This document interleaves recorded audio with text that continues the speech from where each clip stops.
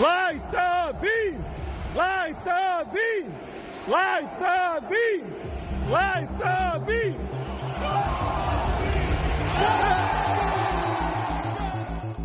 Oh, light the beam. Oh, I got to see the drum live last night. Oh, buddy. I got to see the banging of the drum. The roommate even took some footage from the celebration last night. Put it out. That's Bang right. the drum. Come on. It doesn't have the same. Aaron Judge. Okay, we're going to get to Aaron Judge. We're already massively distracted by the World Baseball Classic as we embark on yet another edition of the Sports Cave with Biggest Puma. I am your host, Sam Freeze, back on another Monday and Wednesday night this week, back in the room together in our eternal, never-ending quest for a tight hour. We will give it our best shot again tonight. No promises. Of course, joined by Yankee Slurper, Niners sycophant. Two things that I didn't think were going to make the run sheet tonight, but Hey, Aaron Judge just hit a 2-run home run, and that's the captain, sir. and your Niners Back-to-back signed MVP. a longtime Tampa Bay Buccaneer franchise legend. We'll get to all that, but of course, joined across the table by Cap. Always good to have you back in the room. Good to have all of y'all in the room metaphorically with us as we burn through what can only be described as a bit of an overloaded run sheet. There was a lot going on across the NFL today. We'll do our Seems best. like a 2-pager right there, buddy. Yeah, well, it's been stretched because I keep adding stuff to the run sheet that I know there's no way in hell we have time to get to. So I've stopped myself from adding anything else. We'll see how much we actually do get to, but of course we are 45 days away now from the NFL draft. It's getting closer. Yeah, an NFL draft that over the weekend, I thought the Cowboys might only have one first-round pick. Someone wanted Max Crosby. We'll talk about it. I'm not sure if I'm just being the left at the altar and like, hey, look, maybe it's not such a bad thing. Maybe we get someone younger, we don't have to pay him as much as you think. You know what I'm saying? We give him in the first round. there is logic. out there. There is logic to that. Was Max Crosby a first round number one overall? No. Well, he wasn't number one overall, but no. We'll main seggy tonight is going to be the recap of day one of the NFL legal tampering window, which is just an absurd time. That's what it's called. It's Like you can't talk to anybody for a certain amount of time? so you weren't supposed to start talking to players until I think it opened at 11 our time, something like that, noon East Coast. They gotta get rid of that, man. With this day and age, is like back then they made the rule because they didn't want you to be like wine and dined and like, hey, here's $30,000 just to come out to the strip club and meet up with us, But now in this day and age with social media, communications at all-time high. Yeah, it was. Zoom. When you saw we gotta curve the rules, man. when you saw how many deals were announced as soon as the window opened, I think that kind of tells you all you need to know about the tampering that took place over the last few days. Snapchat's been on fire. Or so I hear. Yeah, we're going to main seggy tonight. A lot of recapping the NFL business today.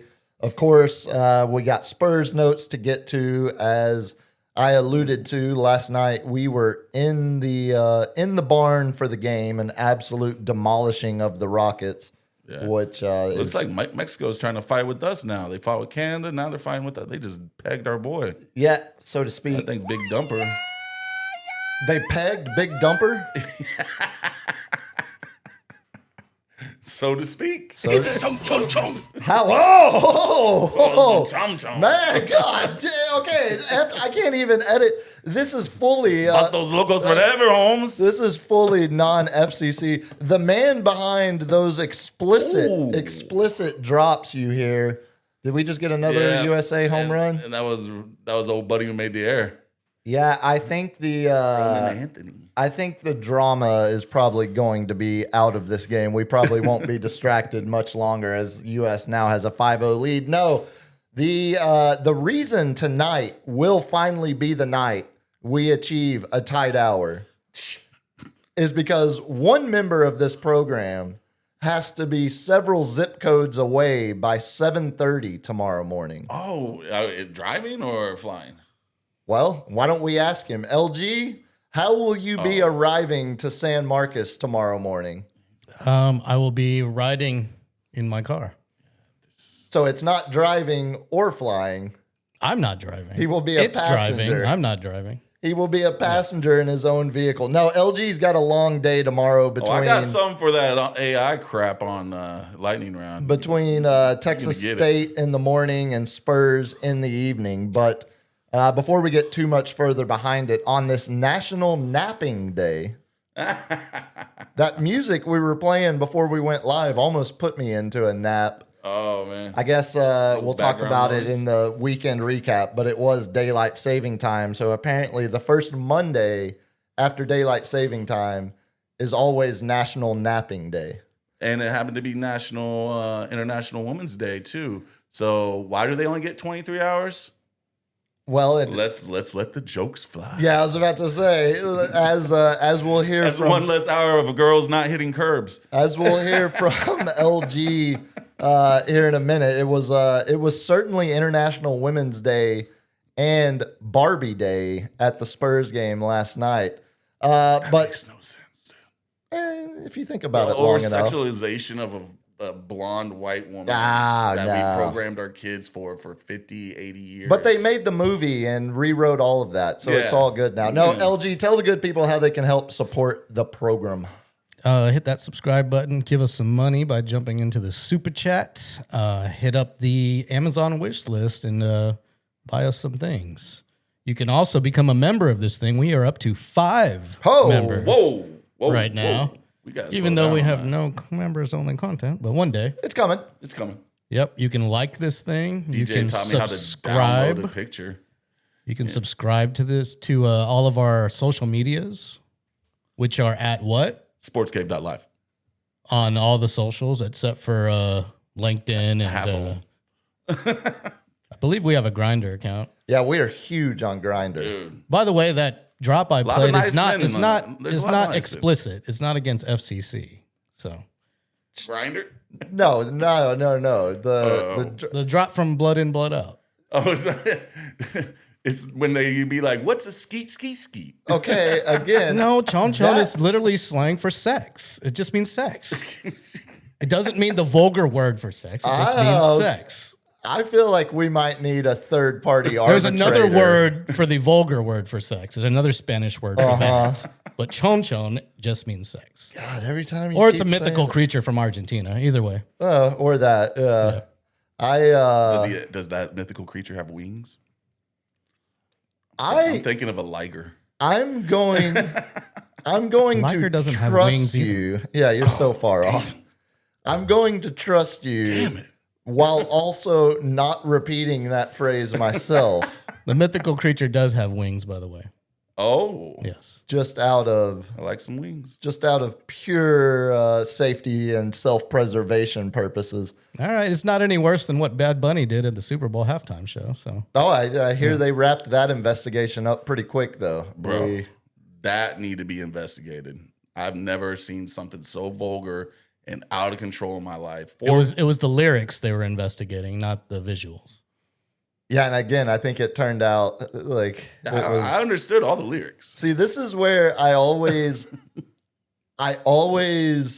hesitate because I don't know enough Spanish to know what is FCC approved and what is, Huevos, Southside slang. Right. I think we're safe there. that's eggs. We're good. Yeah. Yeah.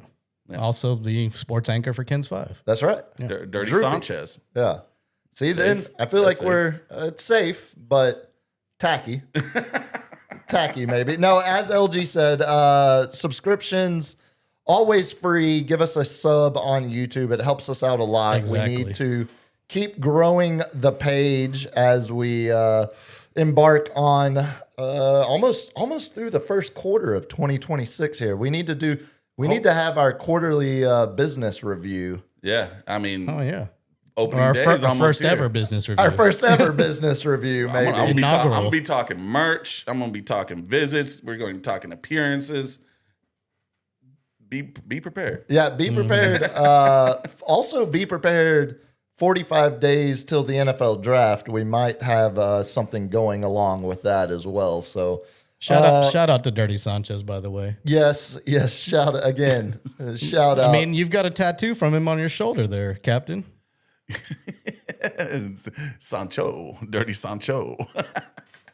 close enough. That's the name of our friend, dude. Yeah, close enough for I have a government tattoo on work. my. I got a tattoo. He's the only one who's tatted me, man. Oh, all your tattoos All are my from Dirty tats. Sanchez. Okay. Really? Yeah. One artist. One artist.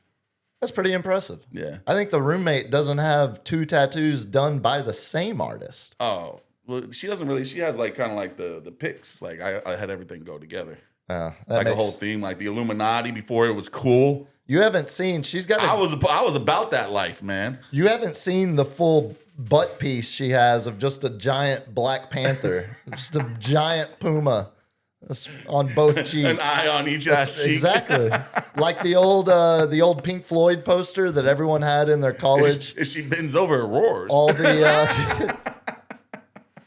I got a story about the roommate we'll get to in the weekend recap. Also, super chats, as LG said, if you throw one out there on topic, on Spurs, on NFL signings, we will get to them in the segment. If not, we'll get to them before the lightning round.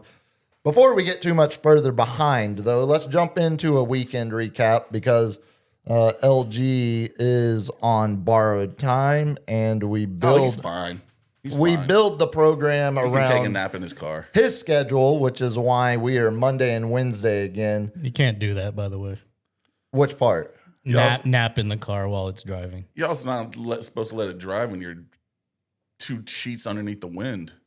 But Well, that's a law for every car. Yeah, it's no that's- it different just from any feels- other car. I think you're just describing the law that is on the book for everybody, my tab was $90 that night.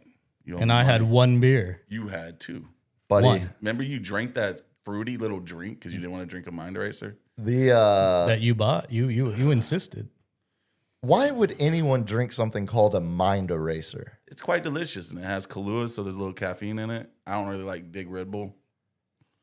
It's just Yeah. it's just vodka, Kahlua, and No, thank soda. you. Anything that curdles, I don't want to drink it. It doesn't curl. Yes, it did. I just I got saw it. I just got a headache thinking about whatever it is y'all are describing. Just drink tequila straight. That's it. That's all you need. I had one Love Street. And that Okay. was it. And this guy was insisting on girly drinks. Yeah, Carbox. I did not.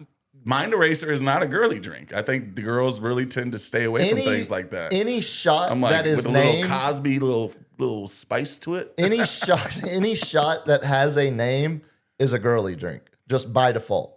Whatever it is, like a Jaeger bomb, that's a girly drink. 4 Horsemen. Even if it's nothing but bros drinking it, 4 Horsemen. it's still it's a girly drink. It's got a name. Fireball. You know what's not a girly drink? Whiskey, tequila. He turned 40 and he became old man. Buddy. He's a registered Republican. It now. happened. I'm a man. I'm 40. I vote in multiple primaries. I'm not afraid to see what else is out there, what other Like to options stir the are pot. Like which available. ones really hate each other? Let's pick those guys. 1,000%. I want to give me as many fireworks as possible. No, weekend recap. I was at the Spurs game. We went to the Spurs game last night with a couple friends. So we'll save that for Spurs notes. The highlight of my weekend, and this is really, you want to talk about turning old overnight. I got so giddy, so excited Friday afternoon when I got a knock on my door, and it was like Christmas morning when the Amazon guy delivered my 2 terabyte memory card that I immediately installed on the PS5. You don't realize 6 to midnight, brother. You don't realize how how convenient life is with additional space on a PS5 Let until me you guess, have just, it. it's faster to load up your GTA. So it's faster to load, but not only that. So before, just for reference, I could have like 7 games downloaded at one time. Yeah, I've now got 50 something. and they're all necessary. I've played 2 of them. I played the same 2, the Tokyo racing game. I take that back. I played some golf this weekend. And then a little GTA. But yeah, that was the highlight of my weekend. So suffice it to say, it was pretty quiet. And although we had every Airbnb on the street was fully booked. Do you know what was happening at the Alamo Dome? Does it start with a baby's noise? Oh no. No. Do you know what event was happening at the Alamo Dome that brought all of the people funneled into my neighborhood? Well, that's what I thought. Wasn't it Lady Gaga or no? No, not a concert. It was the girls' high school basketball state championships. Oh wow! So, and this is a lot of family members have to go to that one, I guess. this is where it gets funny because, as you know, I've got an Airbnb on both sides of me, right?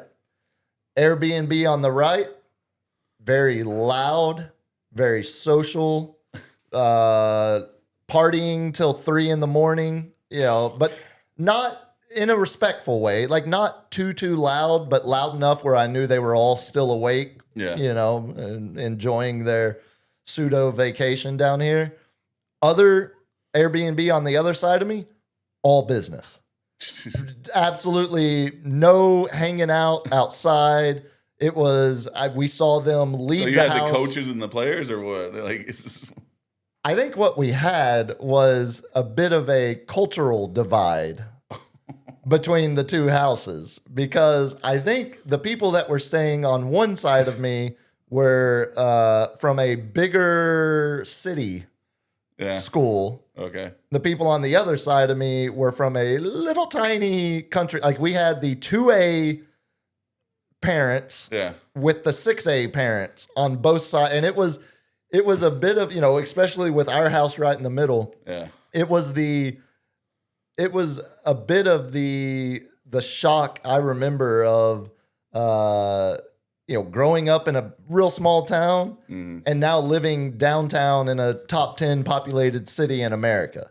Like, it felt like it was the two worlds.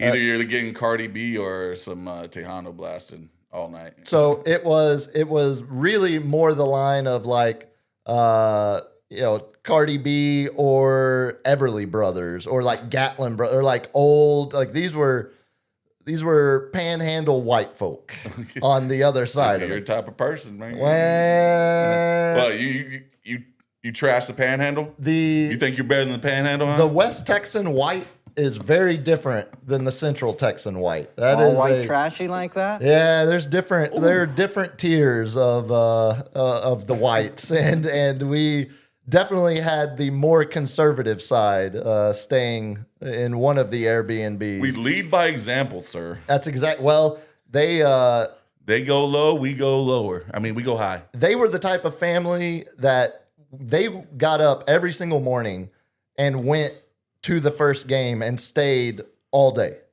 The other family, we saw them leave the house for their one game because I ended up talking to, because I was curious. I wanted to know who they were rooting for, what schools were around. You're 40 now. You gotta be know old man. I gotta know what's So happening. what you in town for, huh? You don't have to talk to the Airbnb folk. I've got to know. I need to know. I need to know how many points your daughter averages. I need to know, she was honorable mention all district this year. Awesome. That's Great. Congratulations. Yeah. Average 8 rebounds, huh? That's right. Well, there's a lot of missed shots in girls ball if you haven't watched it in a while. But no, This is Women's Month. Don't be sexist. Don't be sexist. It's not sexist to just state obvious fact. It's a fact. There's nothing sexist about that. Are you saying Sir, data? they deserve as much money as the men. Data is, and as soon as they generate as much revenue, we can start talking. I'm trying to throw our big lady audience some bones here. Oh yeah, no, I think. Our big female presence. Oh, so now they're big females. Okay. Oh, Whoa. hey, take a page out of Charles Barkley's book. I see Oh, what wait. you're. Some big old Which women. means big fat person. Yeah, I see what you're focused on. But no, it was the one side I saw. The most I saw them was when their Uber dropped them off at the house at about 2:30 in the morning. Because I've been staying up.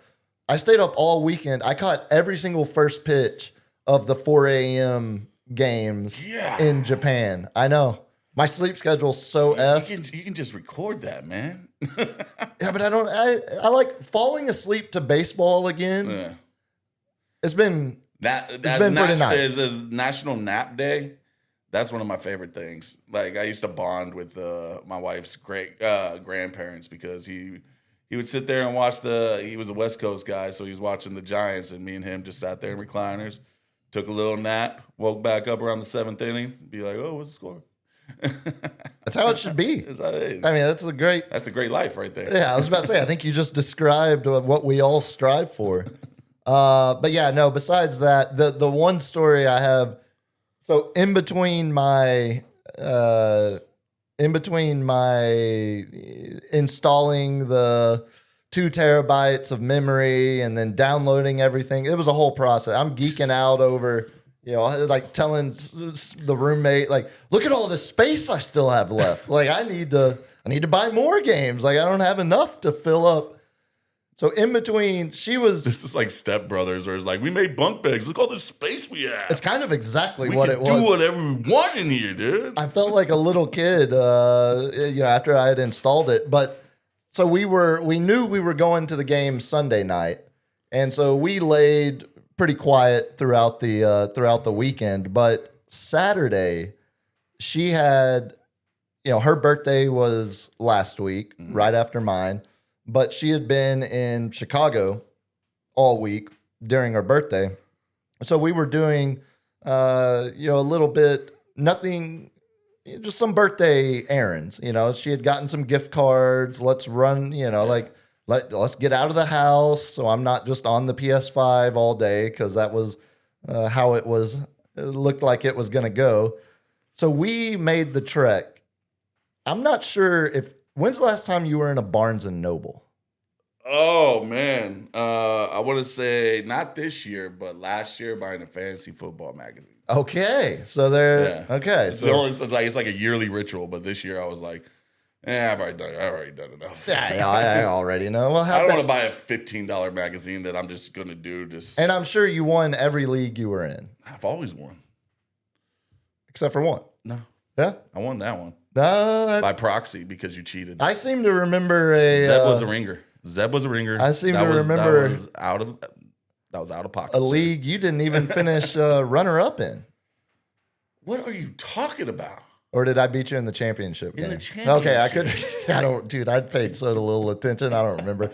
No, Barnes & Noble. So they got a bad rap when everybody, blamed them for running mom and pop bookshops out of business. But now they have kind of become the mom and pop bookstore, with Amazon being the evil empire that it is now. So apparently I was unfamiliar when I committed to going to Barnes & Noble that there was one specific Barnes & Noble that is better than the rest of them in town. Oh, one Barnes to rule them all. And take a guess. It wasn't the one that was closest to the house or the one that was second closest to the house. No, it was the one that's at La Cantera, and I had not been to La Cantera in beyond a hot minute. Did you know, first of all? All you got is day drunks and teenagers. And rich Mexican nationals that are spending cash on everything. Tax free, I might add. That's right. Did you know they charge for parking out there now? Everywhere, or just they have valet? They had valet. No, they've had the valet, but now there's one lot that's in front of like Macy's, I think it is, one of the main department stores that is still complete Wild West open parking. Everywhere else, you got to pay. Everywhere else, pretty much. You're talking about paying. when you're inside, because I used to cruise down the middle of the mall, and I'm like, I'm gonna find me a spot. One of these little effers they're gonna find out, like F around and find out that I'm stealing that thing. Yeah, that was my plan yesterday until. How much does that cost now? $5? I don't know. We didn't even. Out of principle, Out of principle. I decided I was not paying a penny to park. So I'm, of course, cruising through, line by line, trying to find a spot. Tensions might be starting to escalate a little in the car because, one half of the car thinks paying for parking isn't such a big deal. Meanwhile, the other half has principles and refuses to pay for parking. So we're driving down one of the lines, and all of a sudden, the roommate sees a car start to back up. And I had just driven past it, and we're now, going the opposite direction of where this car is backing out of a spot. So she immediately goes, "Oh, he's leaving. There's a spot. Go get it." And I'm like, "What? You want me to teleport the vehicle over there? Like, what do you think I'm doing? Like, You know the answer for that I've got to turn around." is jump out and go stand in front of the parking spot. We've talked about that. Remember when I had and then it turned out. Alpha Pod is like, no, I'm getting that spot. Yeah, but then it turned out they were saving the spot for their 80-year-old dad. Hey, buddy, should have got here quicker. And I have not lost a minute of sleep No. since that interaction. Although I did feel like a bit of an a-hole in the moment when I got some time in realized. purgatory. So she immediately is like, you got to go back. Just throw it in reverse. Put your blinker on. Put your blinker on. The whole list of things I should be doing in that moment. And at that point, the time for discussion about parking had long passed. And Did you end up paying? no. Oh. So what I did is, out of defiance, instead of putting it in reverse or putting my blinker on or doing any of the things that had been suggested of me, I intentionally drove a big looping lap and got back to the spot that was still available, and then just kind of sat there like Yeah. Larry David, like, eh.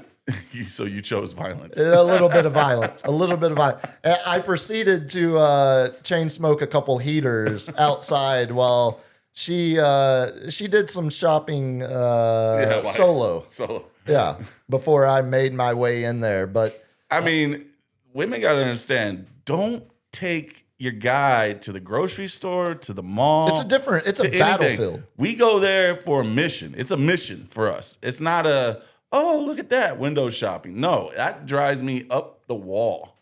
I've never window shopped a day in my life. I went there, I'm like, I need pants, I need a shirt. That's what I'm getting. And I leave with pants and a shirt. Unless there's a sale that's buy one, get one. That was my other mistake. Yeah.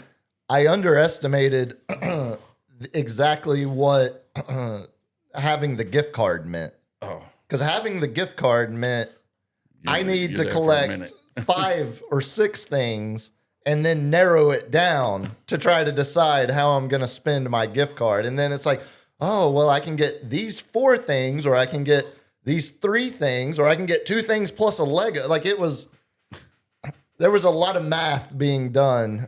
While we're coming on to the end of this, his roommate is sitting out in the living room just listening to all this. No, she's fine. She knows. Yeah, she knows. It was one of those moments where both of us understood.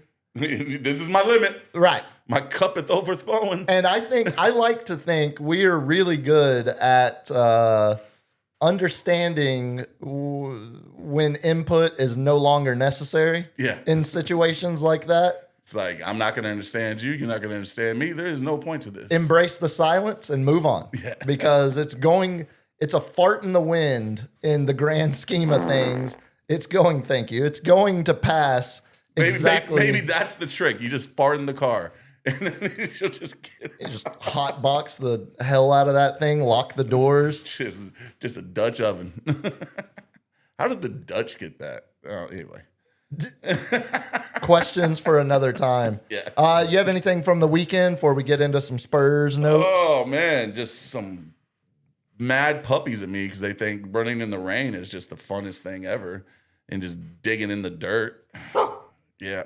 Yeah, the rain certainly made things interesting for the people walking to the Alamo Dome.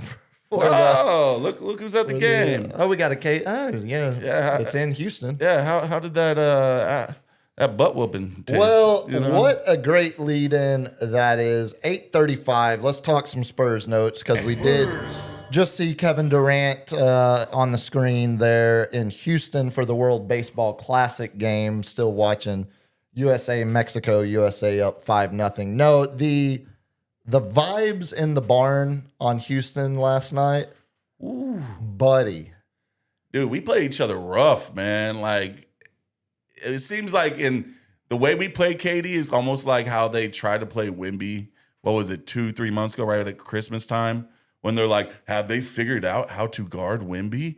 Oh, just send 2 people at him and, you know, get the ball out of his hands. And We're going to get a lot of those stories written over the next decade. Yeah, The of course. team, so-and-so has finally figured out how to defend Wemby or finally figured out how to stop the Spurs offense. No, it's when we finally start hitting our threes and Vassell's not injured and gives us room to operate. How about 53% on threes last night? They made 21 of the 40 threes they attempted. So correct me if I'm wrong. This is the 3rd or 4th game that we've scored over 40% on 3-point average.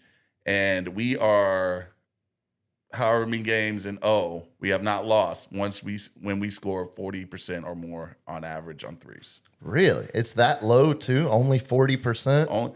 I mean, 40% is Oh, it's not bad. good. No, for Yeah. sure. But I would have thought, I think 40% gets you in the Hall of Fame with some other stuff.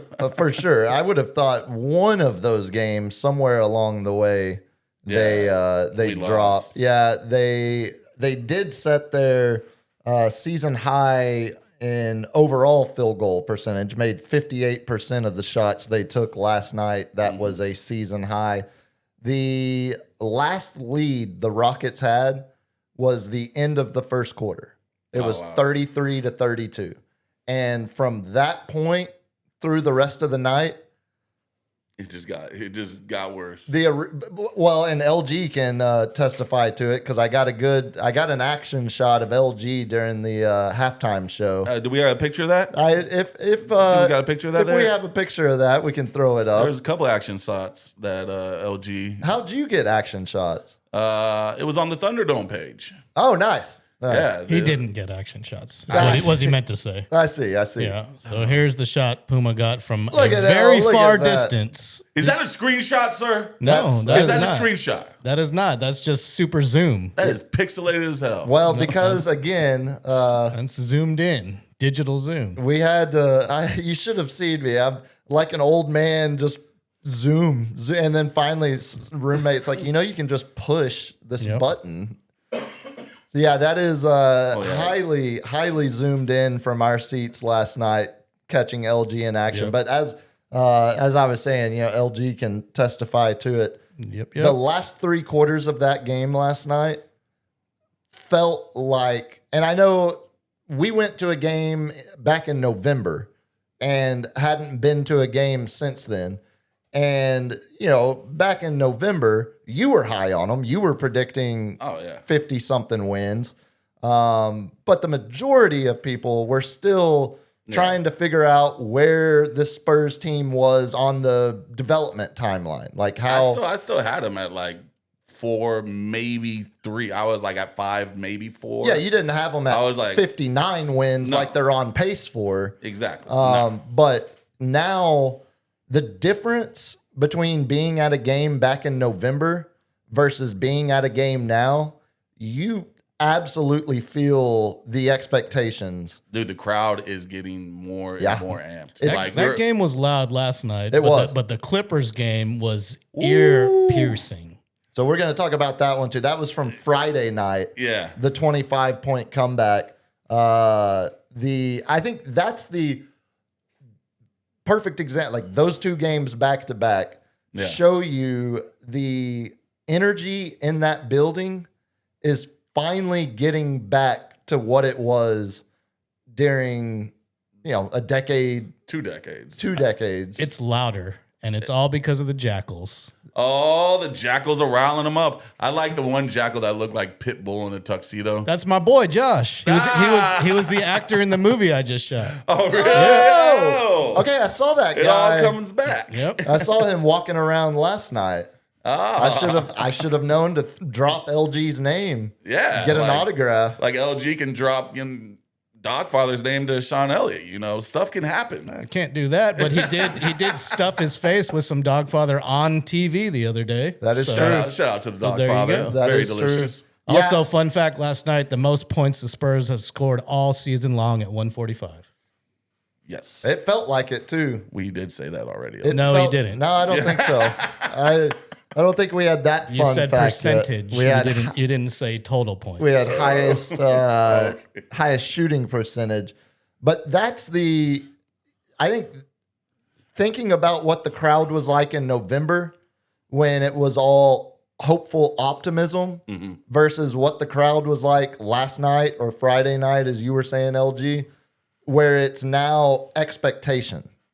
Like we have, that's the swing that this season has.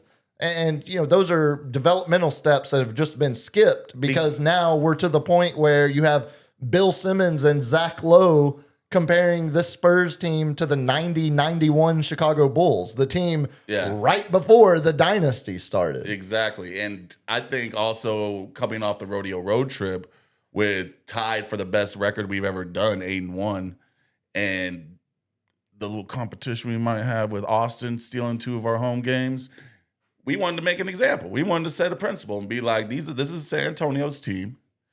We're going to make noise. We're going to show up. We're going to show out, and the Spurs definitely showed out last night and gave us a thriller on Friday. Do we have any more that we want to talk about the Rockets? You want to go into the one of the greatest comebacks in Spurs history? Yeah, we can roll it all together because I would add, since that loss, so they've won 15 of their last 16 now. Mm-hmm. Obviously, the one loss was up in New York City, Madison Square Penny Garden. took everybody out after the Brooklyn game. I will die on that hill. Well, and a noon tip off on the East Coast, I don't think did them any A favors. snowstorm. But since that loss, you have a 40-point victory over the 76ers on the final game of the road trip, which is usually always a trap game because you're thinking about being home. It's a trap. Game after that, you had an impressive 15-point victory over the Pistons, where Wemby scores 38 points in 39 minutes. And that was definitely a physical game. That was a tone setter. So you beat the Sixers by 40 after the loss. You beat the Pistons by 15 in your first game back home. And then we get to Friday night where at one point in the third quarter, the score was 75-50. Yeah. Clippers on top. I think that was 8 minutes left in the third quarter, 8 or 7 minutes left in the third quarter. And if you know, I picked it up during the game, Kawhi has beaten us. Kawhi and the Clips has beaten us 8 of the last 8 in a row. Don't like that. Yeah. So he definitely shows up. He's still got animosity. We still booing him. Stop booing that man. All right. He goes harder. I don't want to see an angry Kawhi because he won us a championship. Can we give him that? Can we just be the bigger person and be like, we got Wemby now. We don't want you. I think You're still the booer? Absolutely. Especially the more Pablo Torre uncovers with the timing of when some of these demands He by had Uncle in his Dennis. ear. Unk in his ear, just and he still does. And it's Yeah. hopefully it's going to end his NBA career because that is full salary cap circumvention that's happening out in LA. But no, he's that classic story of learn how to manage your money and the people around you. Because he could have. But here's the thing: if Kawhi stayed with us, we would have never got Wemby. oh, for sure. No. We would have never got this team now. We had to go through the hardships. We had to go through a little bit of tanking, maybe, allegedly. Organic tanking. Organic tanking. Playing Jeremy Sohan as a point guard. That is the definition of organic tanking. But it all led to this point where we haven't seen a team this, like, they're exciting, fast break, alley-oops. They got Wemby can knock down some logo threes, high flyers, Kobe Bryant. What am I? Yeah, Carter Bryant. Carter Bryant. I keep on wanting to call him Kobe. Carter Bryant, Stephon Castle, Vassell can get up there, and then you got Wemby. It's exciting basketball. Yeah. It's not, and I know obviously the boring brand that got applied nationally to the old Spurs, Big fundamental. Big Three, it was beautiful basketball, but it wasn't the high flying athletic freak show type of basketball that this current group can play. The only person we had was Ginobili. I mean, like, if you want to go to Gervin and his sweet finger roll. Well, yeah. But Ginobili was the only one to give us that. Or Admiral in his prime. Yeah, that crazy dunk that's going to sit there and make everybody jump off their seats, you know? But now we got 3 or 4 of them that can do the exact same. Like, what was it? Carter Bryant was that was the loudest 5 points. Carter Bryant jumped a man. Yeah, exactly. Like he hurdled one of the Clippers on that putback dunk. Going back to what the barn was like Friday night, LG, was that in your time this year working games, down in the Frost Center? I'm assuming Friday was probably the loudest crowd you've heard yet. Yeah, by far. Yeah. Yeah. I mean, that comeback And in I the believe fourth. they're calling it the Bank now, not the Bank. barn. Okay. Not the Frost Bank Center. It's called the Bank. The bank. Yeah. I like it. That's not bad. Yeah. Yay, man. Credit Dan Wise for that one. Hey, good job, Dan. Yeah, the bank, dude. It'll always be the barn to me, damn And it. you gotta go to the bank and get that withdrawal. Old Calvin from the Sports Grind used to always call it the barn, and I loved it. He would say the barn down on Houston. I tell you what, it still smells like a barn in there because the rodeo's still lingering. You got to reuse all that dirt. Little cow patty underneath the basketball court. Again, things you won't have to worry about once the new arena is in place.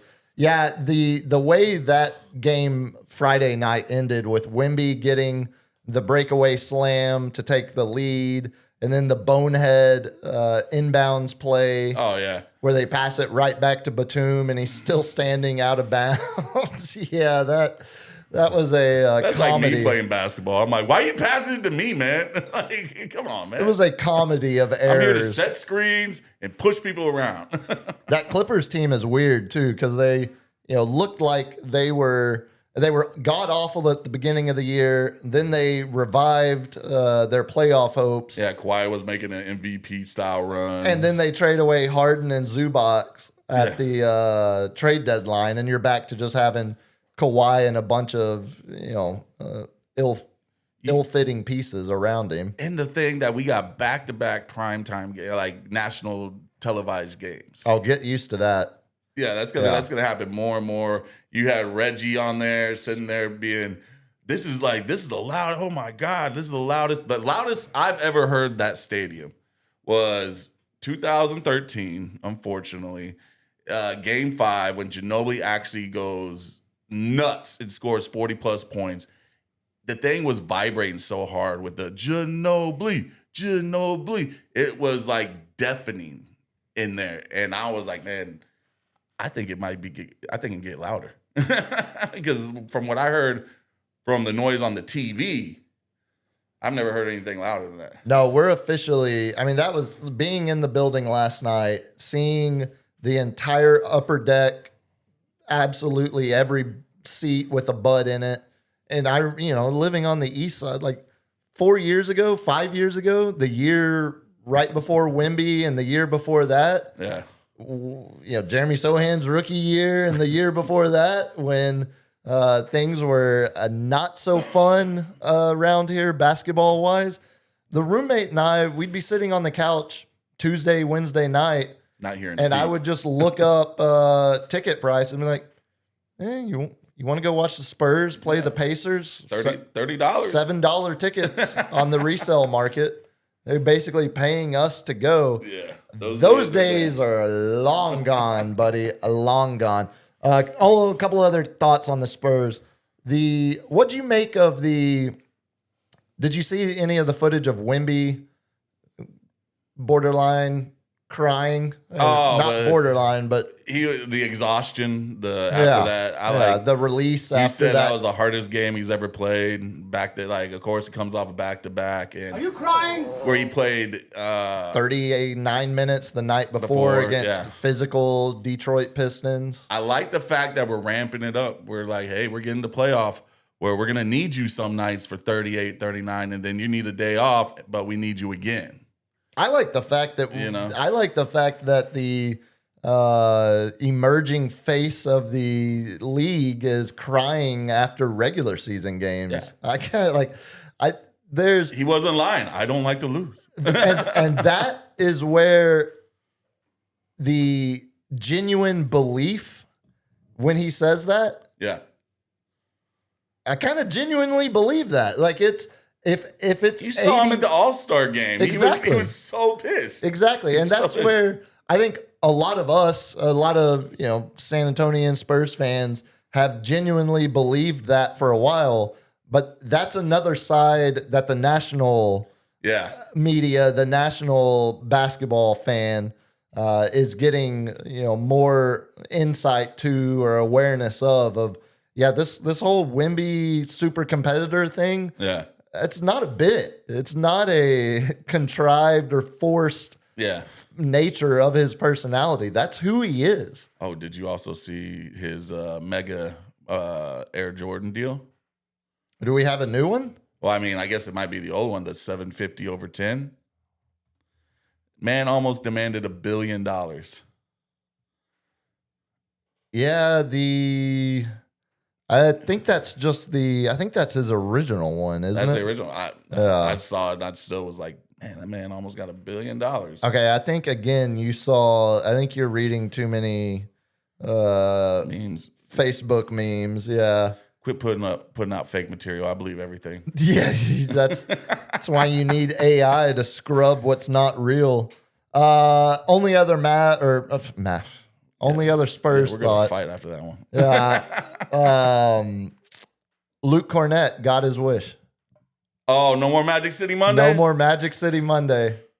Oh, I love you, Luke. You've been putting up a lot. Your energy, your feistiness, you're becoming a bully on the court. I like it. Go to the strip club and just see they're happy. They're happy. Don't go to the bullet hole ones, but Magic City, those girls are making more money than, the guy on the bench. Yeah, I think the kitchen makes more money than the girls do. Oh, the kitchen. Yeah, I think LG has. Is that a true fact, LG? I'd put money on it. I'd bet on it that the kitchen makes more money than the. You're the telling me strip the club does. cooks? Are you saying the kitchen in No, general? the kitchen as itself, a business, not the cooks. Oh, yeah. But once again, those girls are making a lot of money. He's worried about the girls, not the kitchen. Who makes more money? The most sought after dancer in Magic City, or the two-way player that plays for the Hawks G League squad?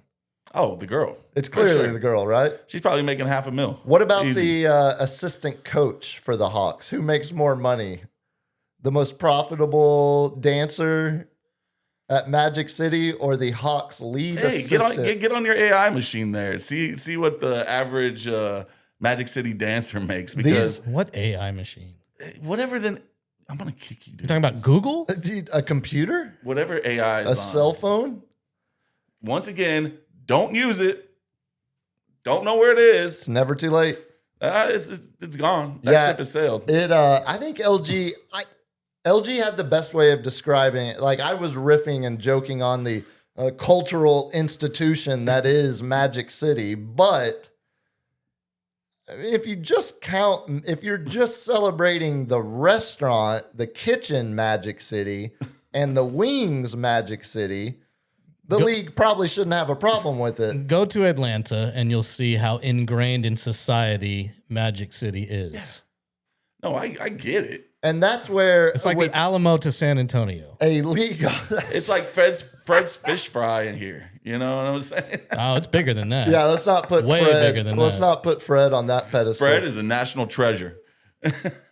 I hear that argument, which is why it's incredibly rich and ironic to me that a league that is doing business with Middle Eastern entities that might not share, and promoting gambling every second. and promoting Saudis, gambling. Emiratis. That's right. Yeah, all of the questionable business decisions that the league makes, but the Hawks try to do one promotion night, God forbid, with a place where 95% of the basketball players go on the regular. They're like, we're playing the Hawks. Save me, reserve me. They call their assistant, make sure my table's reserved at Magic City. I want one up in the close, and I want one in the VIP. So I understand why the league pushed them to cancel it. Why? God. But it is. Would they have canceled it without the Cornet contest? No, I don't think so. No. No, I don't think so either. No, He- because he pushed family values. Because and he wrote a Christianity. blog, which who writes blogs these days? I mean, Bring 'em is back. Blog still a thing? bring them back. he Luke. wrote an article. I'm calling it an article. That works. Yeah. Yeah, I think you're absolutely right. I think if he hadn't written the blog, hadn't gotten, I think Al Horford, who played for the Hawks for years, piggybacked off of it, and I don't think you would have had Horford saying anything if Cornette doesn't write the blog post. I don't think you would have. Well, you certainly wouldn't have. You would have just had Talking Head or Sports Talk Radio or podcast, all of the normal voices talking about the giveaway. Yeah. But I don't think you would have had anyone with the pushback. or the stature in the league's eyes like a current player that speaks A out bench and says, maybe this isn't such a good idea, guys. I don't think it happens. I mean, if he how much doesn't. can San Antonio sharp stick the Hawks at this point, man? We took in all their picks. We got rid for DeJounte Murray. Oh, I didn't. Oh. and now we're taking away their Magic City Monday. We are starting like a civil war It's a between rivalry. San Antonio and Atlanta right now, dude. Like we gotta, like That's a great- we gotta pump the brakes a little bit. That's a great point that I hadn't considered. Like, what fan base do Hawks fans hate? They don't like us right now. Like, get the security ready. Go straight back to the hotel room. We don't want that smoke, man. That might be right there. Market 8:58 on March 9th. I think that's the best sports point you've made. And we're approaching the 1-year anniversary of this too at the end of the month. That goes on the super clip. I think in the 11th month of us doing this, you have just made the best sports point anyone on this program has ever made. The rivalry with the Hawks doesn't just extend to the basketball court. It's the front Cornet offices that's just stirring the pot again. and the local small businesses. Can we call Magic City a small business? No, Sure. sure. Let's call it that. Yeah, we'll have to wait till next season because they don't play the Hawks again this year. Oh, buddy. Yeah, that's They're gonna hard foul us. But are you telling me that after Boston won the championship, they probably went to a strip club? Was Luke Cornett just like, nah, I'm good. I'm gonna hang back, guys. Y'all have fun. Is he like totally dominant? I want to see what his wife looks like. I would see if he's like just straight cucked. I would assume he probably did some celebrating with the boys before. Yeah. Or maybe he got in trouble for going to one of those establishments. There we go. The wife came in with their Middle Eastern or Eastern Europe accent, being like, Luke, where you at? And he's over in the VIP room, and now he has to take a hard stance on strip clubs. Well, regardless, he gets his wish. No Magic City Monday. That would have been this coming Monday. We need just wait. What if this Hawks pick? What if they lose in the play-in and this Hawks pick becomes a top 5, top 4 pick in this loaded draft? Jesus. Right before the tanking rules start. Right, yeah, and then the Hawks can't tank anymore. Oh, yeah, man. I hadn't thought about that angle. Oh, 9 o'clock. We're already an hour into this thing. Let's keep the hopes for a tight hour alive as we move into the main seggy.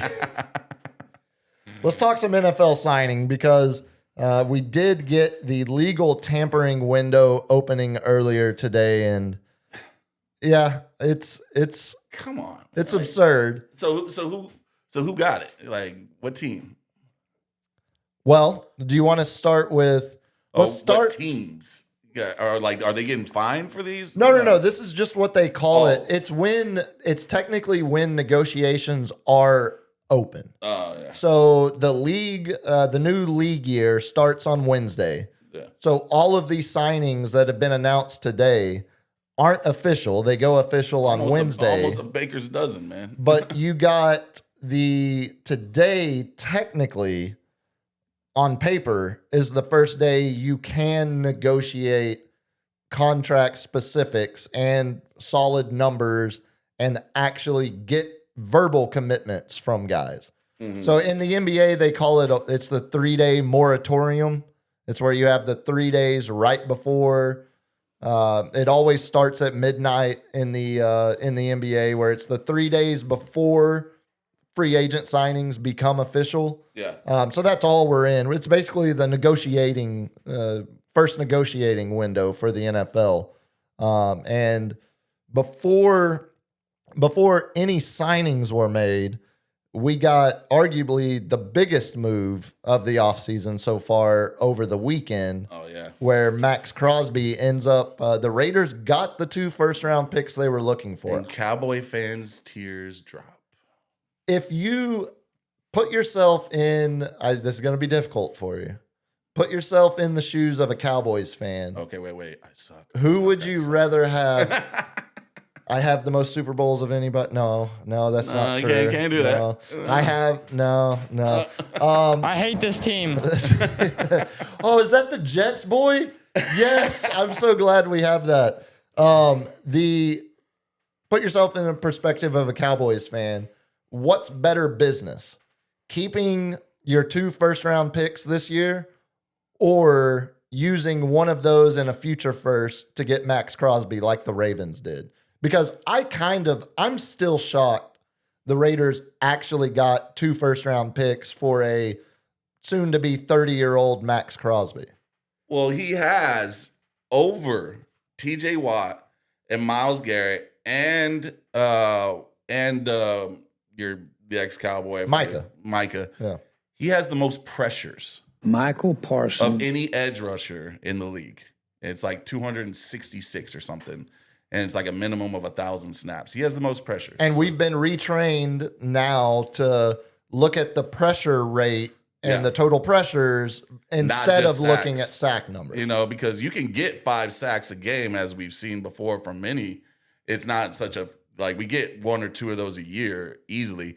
But it's usually from a hurt offensive line getting hurt that game, a weak offensive line, and just classic mistakes where QB's just running, you know, holding on to the ball too long. So that's always the thing. Just like, do you give up a first rounder to get a bona fide first round winner? Right.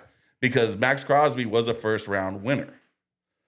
So that's what you're looking for in the first round. Someone that you can sit there and have around to get the next contract, which doesn't happen. I mean, like, what's the success rate on that? Like 60, 70%? Got to be somewhere in there. Yeah, I mean, but then what's the success rate on having a franchise player in the first round? 10, very low percentage. 10% maybe? Very low. Very low. So do you give up one to get a guaranteed one that's going to give you pressure? In my mind, yeah. And I would have been if I would have given him the later pick this year, and I would have given him next year's pick because if you're going all out this year for the Cowboys, right. If they're going all out this year, like that just like it doesn't seem like Trey Hendrickson now is the most desired edge rusher. Not even on Max's level. He's certainly Hendrickson's certainly the last big name, unless news has come out since we've been on, and I don't think it has. No.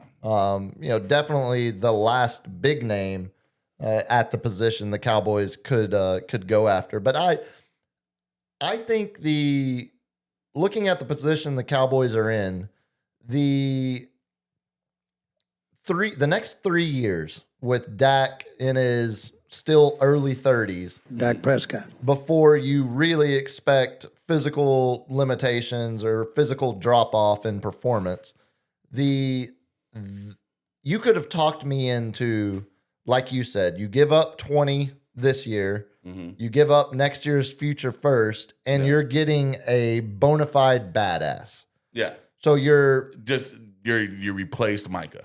right. With that thing, and you have a solid interior as well with Quentin. And I don't know if you're going to keep the other guy. Who's your other DT? Well, Quentin Williams, who they traded for, Yeah. Osa Digizua, who was there, and Kenny Clark, who came over in the Micah trade with But the isn't Clark Packers. an edge? No, Clark's a traditional nose. So one of those are going to leave, most likely. So some of the reporting was that the Cowboys tried to entice the Raiders instead of giving up a second first round pick. Yeah. Very confusing way to word that. Instead of giving up next year's first round pick, some reporting suggests they were floating the idea of one of the first this year, one of the two they have, a second round pick next year, and a player, which potentially would have been like Osa Odigizua, who then you would be re-signing Kenny Clark, and you're getting rid of one of the three. But the thing about Christian Parker's system, the new defensive coordinator, there's absolutely, like, he's going to run a multiple front that is 3-4, but it's really going to have 5 down linemen because your outside linebackers are really going to be serving more as edge rushers. Yeah, they're gonna be stopping the jets and the flat routes. And Exactly, all that kind of which stuff. would allow you to run Kenny Clark dead nose in the middle, and then have Quentin and Osa on both sides serving as the outside linemen in a 3-4. But you've really got Ezra Raku and Rashawn Gary, who we're going to talk about in a second, who they did trade for today, or some other linebacker who's really an edge playing that 5-man front, because I think they're going to end up keeping all three. I think they've got to rework Kenny Clark's deal. He's on $21 million, I think it is, expired. They got to rework that. They'll get him signed to an extension that'll lower that money, open up cap space. Osa just re-signed the big deal last offseason. And of course, Quentin Williams is the guy he's your game almost record. all pro right there. Exactly. Had been all pro. So I think now it's specifically with who they hired at defensive coordinator, I think you'll end up seeing all three of them hang around. But it was interesting to hear at least some level of reporting talking about them potentially floating Osa in a trade, but all of it for naught because the Ravens pony up and meet the demands of the Raiders, trade away. And the internet stays undefeated. All the Joe Burrow memes are like, are you joking me? I got to go against Myles Garrett, TJ Watt. Yeah.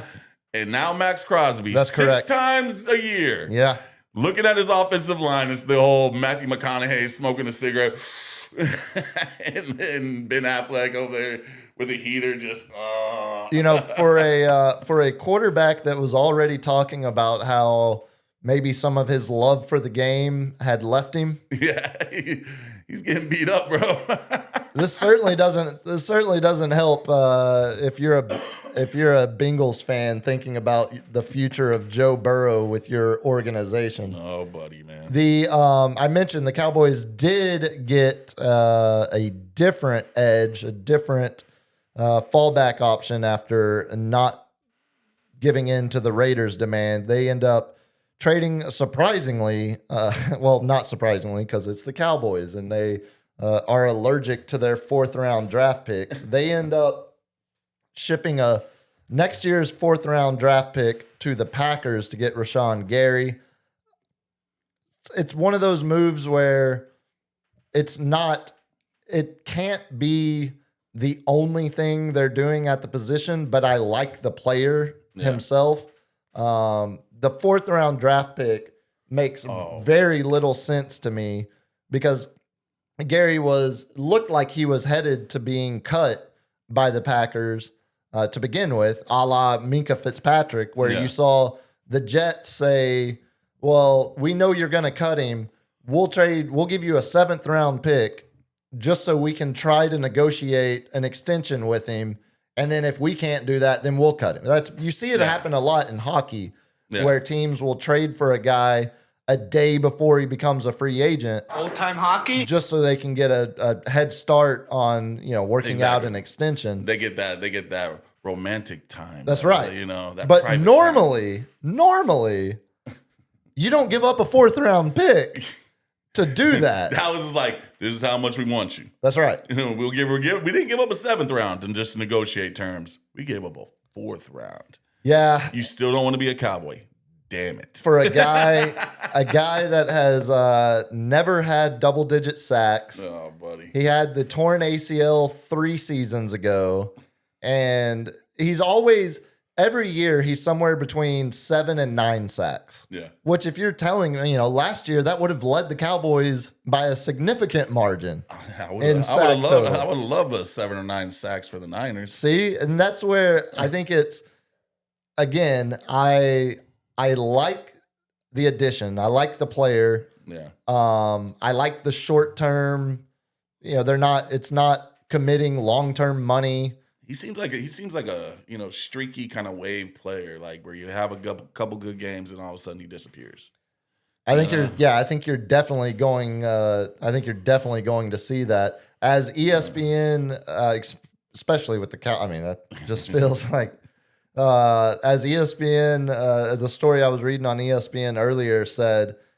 So the Cowboys dealt away their 4th round draft pick for the right to pay Rashawn Gary more money this upcoming year than Khalil Mack just re-signed for.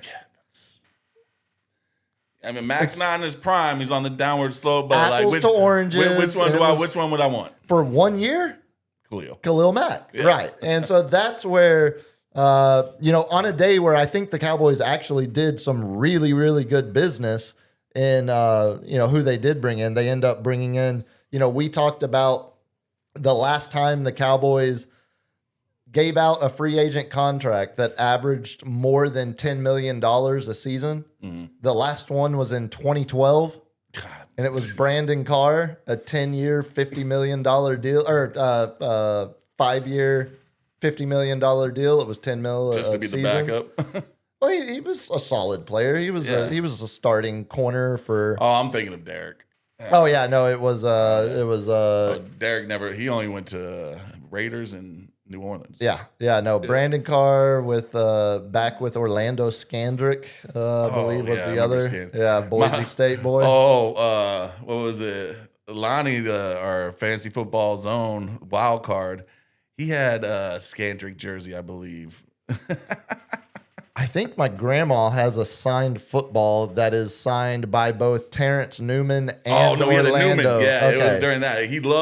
He was hype on Newman right out the draft. Terrence Newman was awesome. For 2 years. No, he ended up being an all-pro in Cincinnati even after leaving the Cowboys. Well, he was an all-pro in Dallas too. He was good.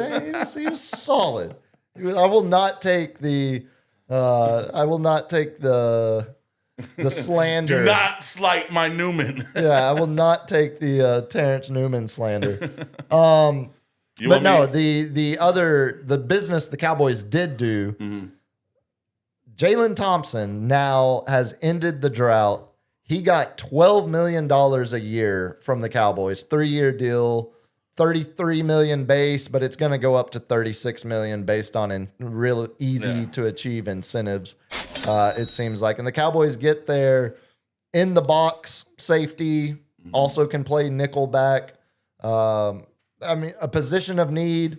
You look across the market of what safeties we're getting. They had to pay to get their guy. It's not an overpay. It's not really a reach. Solid player, solid move, good business for day one. Yeah. Nothing that's going Nothing to splashy. Nothing Exactly. splashy. No Jerry Spice on it yet. no Crosby trade, no Hendrickson signing, nothing. We gotta wait till training camp to get those Jerry moves. I still think by Wednesday when the league office opens, we're going to have a Jerry moment where we're like, what the hell? Smiles and glory holes. That's right. He's gonna get his glory hole. That's for sure. You want to talk about your boy? Yeah, we could talk about I just want to run through you want me to do the quick minute of running through everything? But Yeah, hit them. Hit some of the big ones. All right, this one just happened. Rico Dowdle just signed with the Steelers. So now they got Jaylen Warren and Rico Dowdle. That is a physical backfield. And they lost Kenneth Gainwell. Yeah. So he basically takes Gainwell's role. But those are two just basher down the hill runners and whatnot. So Steelers are definitely coming with we're a run first offense. Kendrick Bourne is not signing with the Niners. He is signing a 2-year deal with the Cardinals. We are just, the NFC West is crazy. Rashid Shaheed, 3-year deal, $51 million, re-signed with the Seahawks.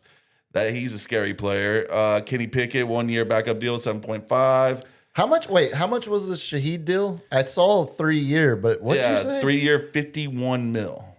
Okay, so I'm really interested in wide receiver contract numbers right now Yeah.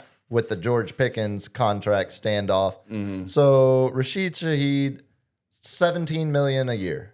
Yeah, basically, yeah. Okay. A little over, but yeah, about $17 million a year. But he's really just a special teams kickoff specialist and that long play threat. He's not an elite wide receiver at all. He's not George Pickens. No, he's a raw tools guy for Yeah. sure. We got Kelsey re-signed for $12 mils 1 year. Cardinals they're not going after the QB. I think they're gonna tank for next year's big QB class. So Brissett will serve as starter and Gardner Minshew will be backup, and Minshew got $8.25 million for a 1-year deal. The life of an NFL backup quarterback. Tua, QB Tua, signed 1-year deal with the Atlanta Falcons. Then the Jaguars are taking offers for Brian Thomas Jr. So Tua, real quick, did you see how much he set the record? That's now the most dead money any team has ever had to absorb when they cut a player. The old record was Russell Wilson when Denver cut him. Yeah. The Dolphins have $99 million worth of dead cap. Because Mike McDaniels it's not Mike McDaniels. Mike McDaniels. Mike McDaniels was so high on him. The way they're going to break it down, they're going to spread it over the next 2 seasons. So this coming season, just a $50 million check every season. So they're not even splitting it even. This coming season, they're putting $67 million of that on this year's salary cap. So they're going for the QB class next year as well. Seemingly. So then the next year they'll have the remaining $32 million count against their cap. They literally are handcuffing themselves by $99 million because they want to move on from Tua. Yeah. And they're like, we're not tanking, but because we don't have the money. I think it's a good research or good data point in the conversation of when it's a good rubric. You draft, it's like you draft the quarterback, you're uncertain that he is the guy. Yeah. But you also don't want to go out into the dark abyss of trying to find another quarterback, a starting quarterback in the NFL.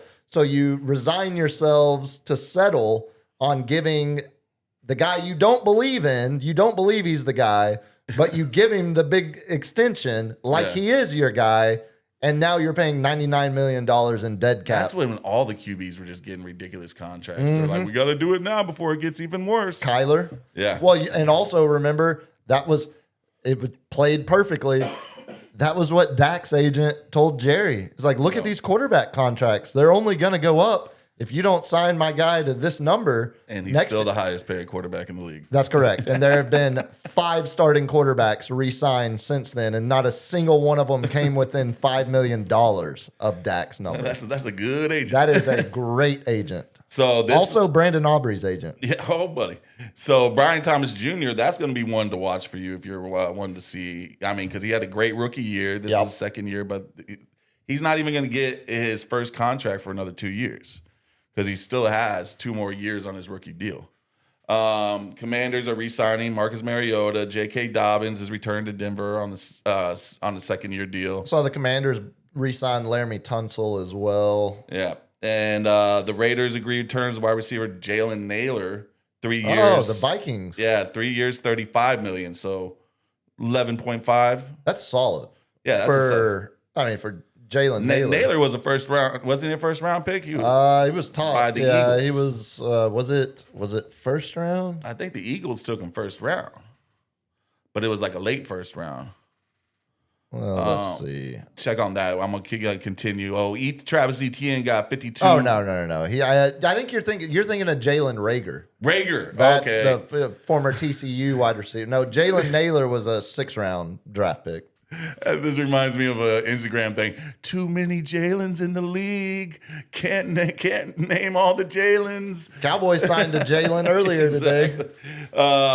Travis Etienne. This was a surprise. $52 million over 4 years. So he almost got, that's like over $15 million a year.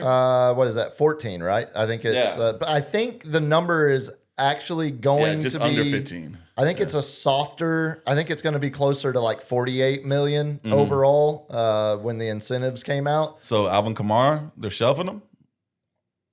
Yeah, he's coming. Yeah. The between the Etienne signing at 13, 14 million a year, Kenneth Walker, his was was it? 3 years, 40. I have it right here, 43 million. Yeah. So there's another 14 million. F you Chiefs. So again, let me. I don't do it often, but let me give the Cowboys a little bit of praise here because 2 weeks ago or last week, they got Javonte Williams done for 3 years, $24 million. Who would you rather have, Javonte or Rico? Javonte. 1 year of greatness. Rico, 2 years of greatness. And he set records last year. Multiple 200-yard games. Rico set records over a 3-week span and then disappeared again. I had him on. He didn't have any monster 40-point fantasy numbers. His last year with the Cowboys was not. It was close to the last half of the year. He was a stud, but it was nowhere close to what Javonte Williams just did for a full season with the Cowboys. And I think the bigger takeaway. What was Rico's number, by the way? Rico, they haven't said it yet. It just broke 2 hours ago. Yeah, because if it was actually something that the agent wanted to celebrate, we would know immediately what that number was. I think they're still probably calculating incentives. Like if you hit this mark, you're right. This mark and all that. Still trying to figure out. Yeah, I think the bigger takeaway for me is when Javonte Williams was announced as extended, I didn't like the $8 million number. Yeah. I thought that the way running backs are being valued these days, I thought as good as Javonte was, I would have rather try to find another $3 million flyer like Rico, like Javonte, like they've done the last few years, than commit $8 million to a running back. But now I see Etienne get 13 mil. I see Kenneth Walker get 14 mil. Like if you're right under the elite, you're going a little bit under 15. And if you're elite, like King Henry, McCaffrey, and Javonte Williams was a top 12 running back last year. So to get that production for $8 million, what? That doesn't even make sense. Just you admit, look, there are certain things that it's okay to admit. Me and Javonte it's long before the Cowboys got him. I drafted him every year since rookie year, and last year was the year I was like, I got to get over this hump. I cannot draft Javonte Williams again. 3 years in Denver. Either Cowboys hate or fantasy football related. You figured it out. I kind of feel like I've cracked the code. You cracked the Da Vinci Code. What else we got? We got what was it? You got me on this. Johan Dotson, 2 years, $15 million for the Falcons. Eagles receiver. Yep. And then this is a big one. Wan'Dale Robinson agreed a 4-year, $70 million to the Tennessee Titans. And this another wide receiver getting his money for, what'd you say, $70 million? $70 million over 4 years. 4 years. So he got just under $20 million. I think 17.5. So we got 17.5 for Wan'Dale. Who did we? 17 for Rashid Shaheed. I would not have thought. What do you think? So Pickens is gonna get the 30+ mil. So the number that really says Pickens value, we haven't got to yet. It's another one of the receivers that signed today. All right, running back Tyler Algier, 2 years, $12 million, so $6 million a year for a good, hands running back. And see, again, thinking about the Javonte Williams deal. Would you rather have Algier? No, I would rather have, I've seen, I think getting Gainwell, 2 year, $14 million with the Bucks. And again, in the ballpark, within $1 million of what you gave Javonte, I think Javonte is the better investment, the better football player. What a couple decades make when running backs are just so devalued. It's crazy, isn't it? And they probably take some of the most punishment in the game. Oh, by far. Yeah. By far. He's like, here's the ball, go run through all those big men. They're trying to knock your head off. So back to receivers, Michael Pittman Jr., 3 years, $59 million. And that's after being traded to the Steelers, right? Yeah, that's Steelers, the extension. Yeah, that's the extension. So he got his $20 million a year, And Alex Pierce, I believe, is coming. Let's see. I've got it right here. You got it. 4 years, because this is the one that's the most interesting to me. Yeah. 4 years, $116 million extension for Alec Pierce with the Colts. Yeah, so just under $20 million That's again. $29 million a year. That's just right. under It's $30 the million. The $30 million mark, yeah. So thinking about George Pickens, who's playing on a franchise tag that's $27.5, $28 million. Yeah. You're now seeing a guy like Alec Pierce, solid player, had a great year for the Colts last year. Yeah. But you look at the numbers, he had 1,003 receiving yards, had 6 touchdowns, averaged 21, 22 yards a catch, which he's a big play, deep threat guy. Yeah, tall guy. But I'll ask you again, if you're running the Niners and you had the choice just based on performance alone between Alec Pierce and George Pickens all day. But I think Pickens going to want 35 that's 40. That's he's looking at Jamar. That's exactly where I'm going. He's looking at CD. He's looking at Jefferson. He's looking at Chase. He's looking at CD. Yeah. And he's saying, these are my peers. Yeah, not these. Alec Pierce. These are third tier. Yeah, this $29 million a year that Alec Pierce got. Yeah. That's as disrespectful to me as making me play on the franchise tag. Because the franchise tag is actually even less money than what Alec Pierce is getting. The Isaiah Likely, he got $40 million for 3 years, signing with the Giants. So he's going to be playing with old Scat and Jackson Dart and old Darty. That's a player I don't like to see come to the division. Yeah, but I also like that the Giants are spending $40 million on a receiving tight end. Isaiah Likely they were lacking in tight end. Yeah. So I think that they tried the experiment with what's his name that retired for a second and then came back. Yeah, Waller. Waller blew his knee out and came back. Yeah. Likely is I think way more fun of a player on Madden than he is in real life. He's got a huge wingspan. He runs a good route. Okay, Jay Billis. What? The wingspan. He's got a huge wingspan. He does got a huge wingspan. He's made some extraordinary catches. So with the right motivation, right coaching, he could do better. I just never thought oh, wait a minute. That makes so much sense. Harbaugh. Yeah. Harbaugh. He's just going, damn it. He's like, now at least I'm not in the shadow of Mark Andrews. Yeah, he's reunited now with Harbaugh. So the Dolphins, with their dead money, I didn't see this one because obviously they're banking on Malik Willis. 67 mil over 3 years. 45 of that, 45 million of that is guaranteed. So they just committed. You cut Tua, I thought they were going to go for the draft. created $99 million in dead cap over the next 2 years. No Tyreek. And you immediately turn around and give it to Malik, give 45 million guaranteed, basically 15 million a year guaranteed for the next 3 years to Malik Willis. Are the Dolphins the new Browns? I think the Dolphins are just the Dolphins. The I mean, honestly, like that's the putrid. The organizations, the last few that have since they've been in a conference championship game, it's Cleveland, who never has as the current Cleveland Browns. It's Miami, and it's the Dallas Cowboys. The Dolphins are basically the AFC version of the Cowboys.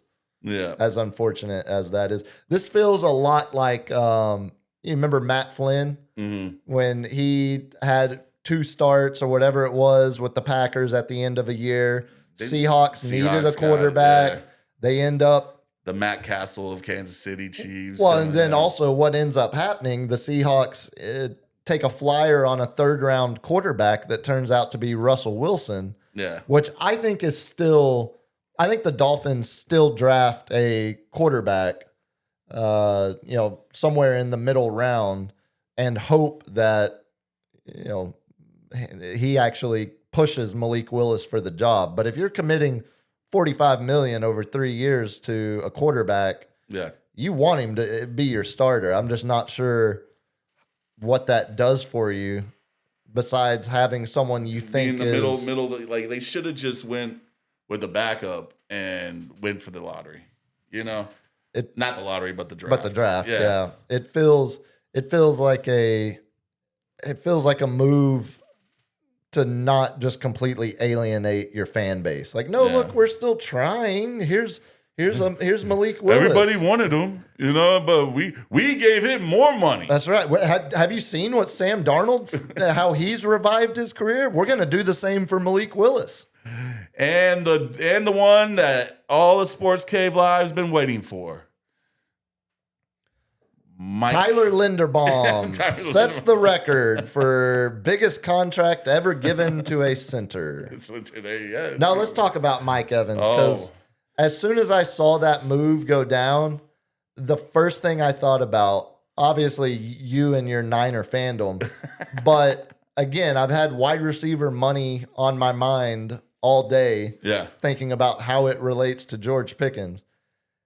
And yes, Mike Evans is going to miss 5 or 6 games. He's going to pull a hamstring. Something's going to happen. Something's going to happen. But if you're getting Mike you're Evans, still getting 1,000-yard production after all the hamstrings he's pulled.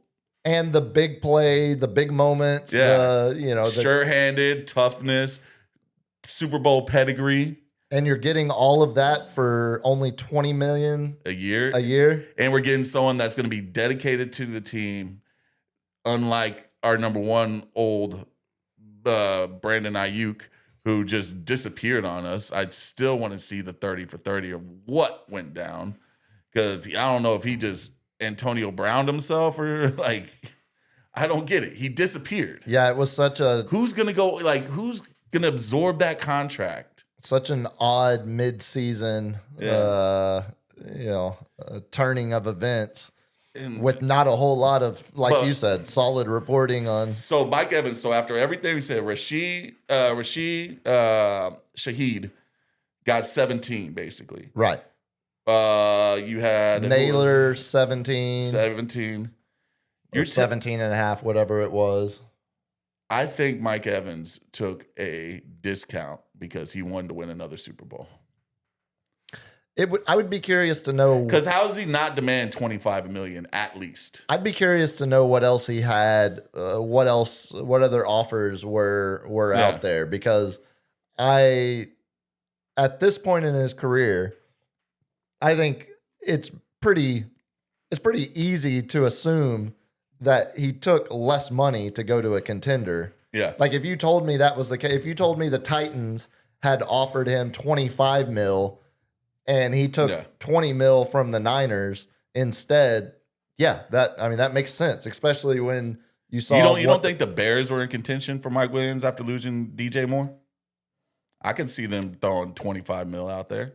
That would have been an interesting one. And you wouldn't have And had, that's the same style of receiver. And at least A young quarterback.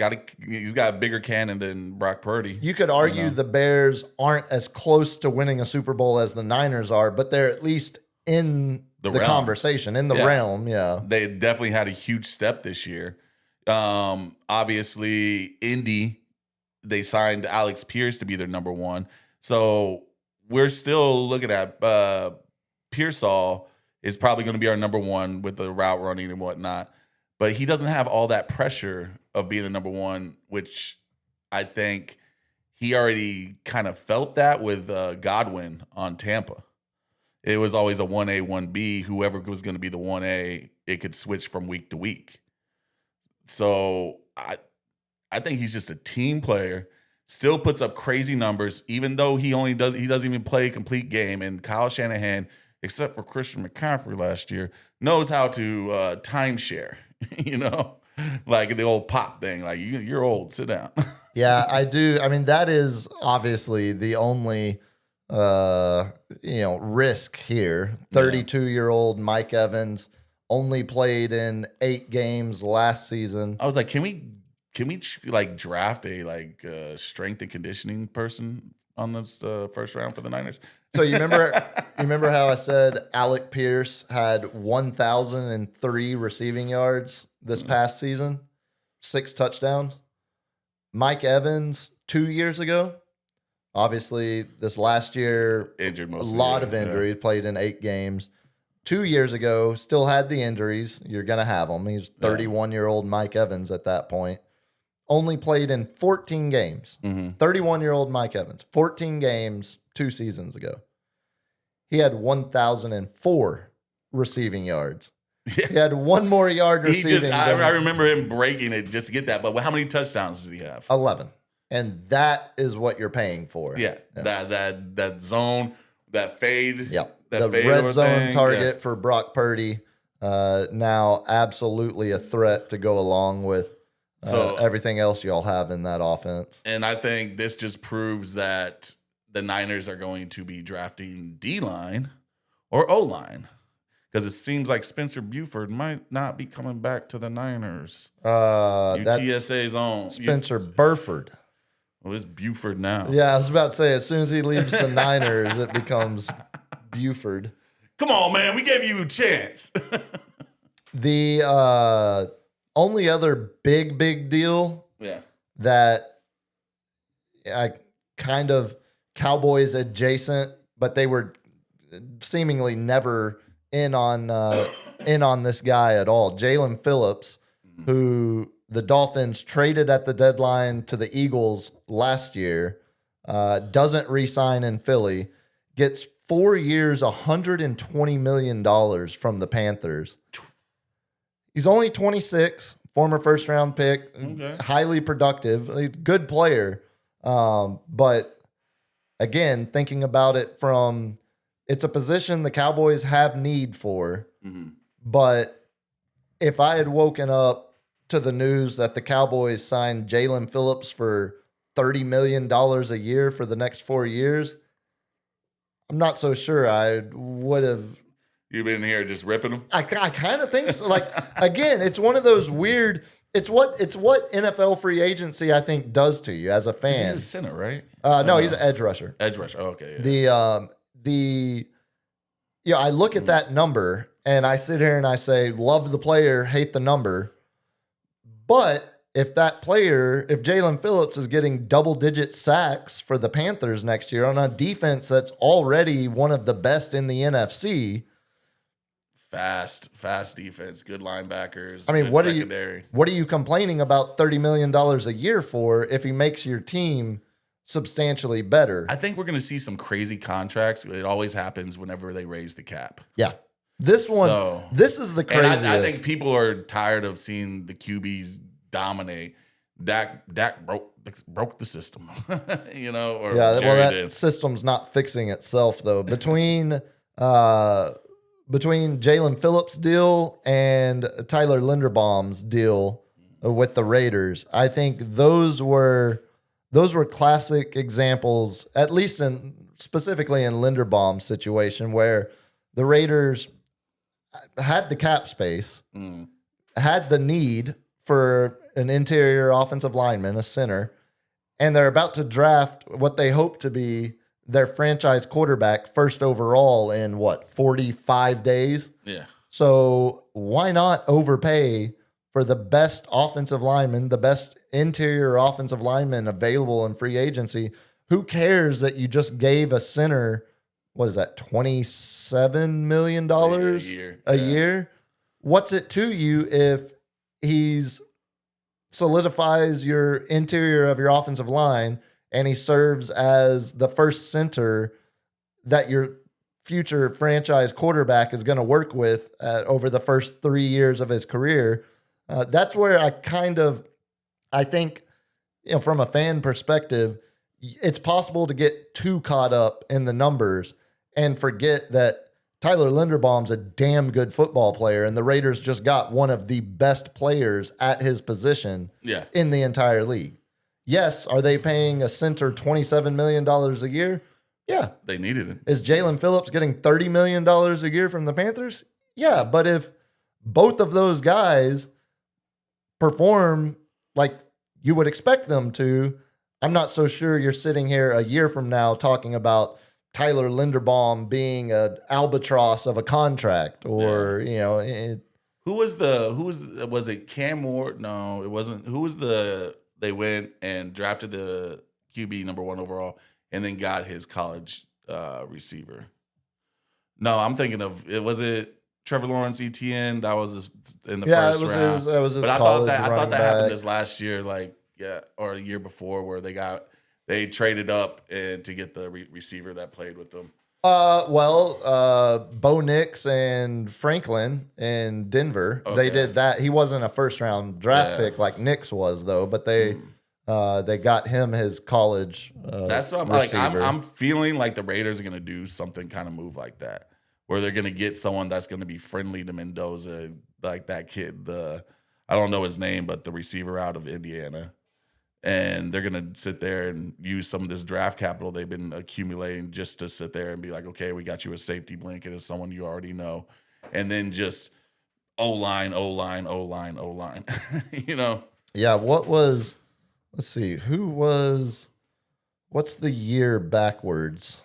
So obviously 25, 24. It was Cam Ward 1-1 last year.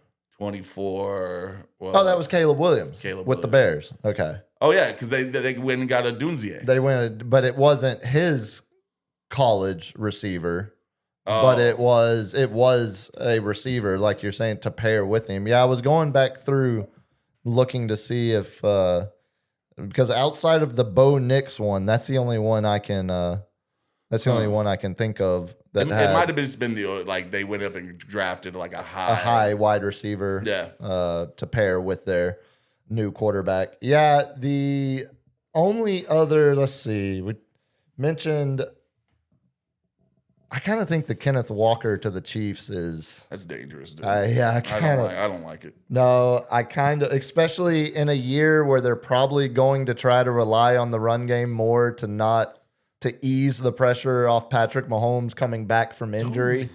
Are we getting another Mexican home run? Damn, 3-5. We thought this was in the bag early. Top of the 8th. Still 6 outs to get in that one. Come on, USA.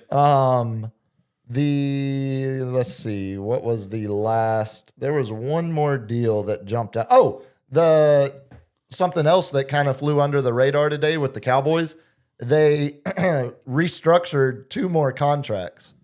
Oh, freeing up more cap space. What are they going to do with it? Well, and that was... Crosby ain't there no more. One of the names, Nakobe Dean, was one of the linebackers that they had been connected with, in reports, nothing substantial. But he leaves the Eagles and goes to the Raiders, like Linderbaum. But the restructured deals...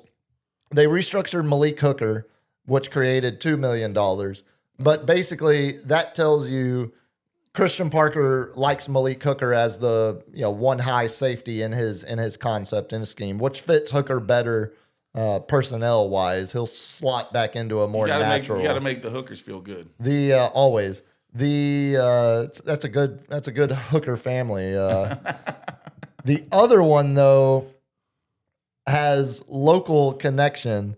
And I think a lot of Cowboys fans were like, "What? Wait, what the hell? Hold on. Can we reconsider this?" The Cowboys restructured Terrence Steele's contract. Oh, so don't make that man mad and demand a trade, dude. It's better for him because he had 2 more years left on the deal with 0 guaranteed money. Oh, so they just put it all in guarantee? So they moved $22 million to guaranteed money, which freed up $13 million for the team. But so what is this now, like 70 mil? Or? Yeah, and they've still got the defensive tackles that they're going to restructure too. So they've still got the room for a Hendrickson level signing, is what it still is. Mm-hmm. Will they actually do it? We'll see. I'm not as high on Hendrickson as I'm Miles Crosby. I'm kind of not either. Yeah. But also, if you're telling me you're only giving him a 2 or 3 year deal, which is all it would be, you're not giving Hendrickson 4 years like Jalen Phillips got. You're not giving him 4 at 30. But I will give the fact that Hendrickson got those sacks, and he was a sack leader 2 years ago on a defense that was crappy. So 2 years, $55 million, I would love it. Oh yeah, but 2 years, $60 million. Okay. I think he's looking for 3 30 years, $90 million. I think you've lost me at that point. He wants 3 or 4 years. He want, this is his last big contract. He's like, I demand $30 million over 3 or 4 years. I think the 3 years is what it would take to get it done, and we'll still haven't had any news break about him signing anywhere. So it's still definitely the biggest name left on the board after day 1 of the NFL legal tampering window, as they have come to call this negotiation period. But yeah, it means Terrence Steele is your starting right tackle for at least another 2 years for the Cowboys. A guy that Cibolo Steele went to Texas Tech, but has been the real Texan. He is, and he was a great undrafted signing, coming out of Tech. But he's also a guy that I think a lot of Cowboys fans have been more than ready to move on from, and now he's going to be your guy. So. Yeah, it is what it is there. You got anything else from NFL day 1? Not NFL, but shout out to Wes. He had to decode what he wrote, or I just can't see. Got to pour some out for the great PBR Bull Man-Hater, who was injured yesterday during action and had to be put down. Snapped his leg. Won Bull of the Year the last 2 years and was about to win a third. Oh, buddy, man. So the PBR treats the Bulls like they're athletes. Yeah. So and I understand. They're like horses. If they break the leg, you got to put them down. We still don't have the technology. We still don't. You can't put them up and just We still if Amari Stoudemire gets his retina detached and he has to lay for 23 hours face down for a year, we can't fix a bull leg. As one of my favorite radio personalities ever. We're still proctology are still doing finger exams. We still can't fix a horse's bones.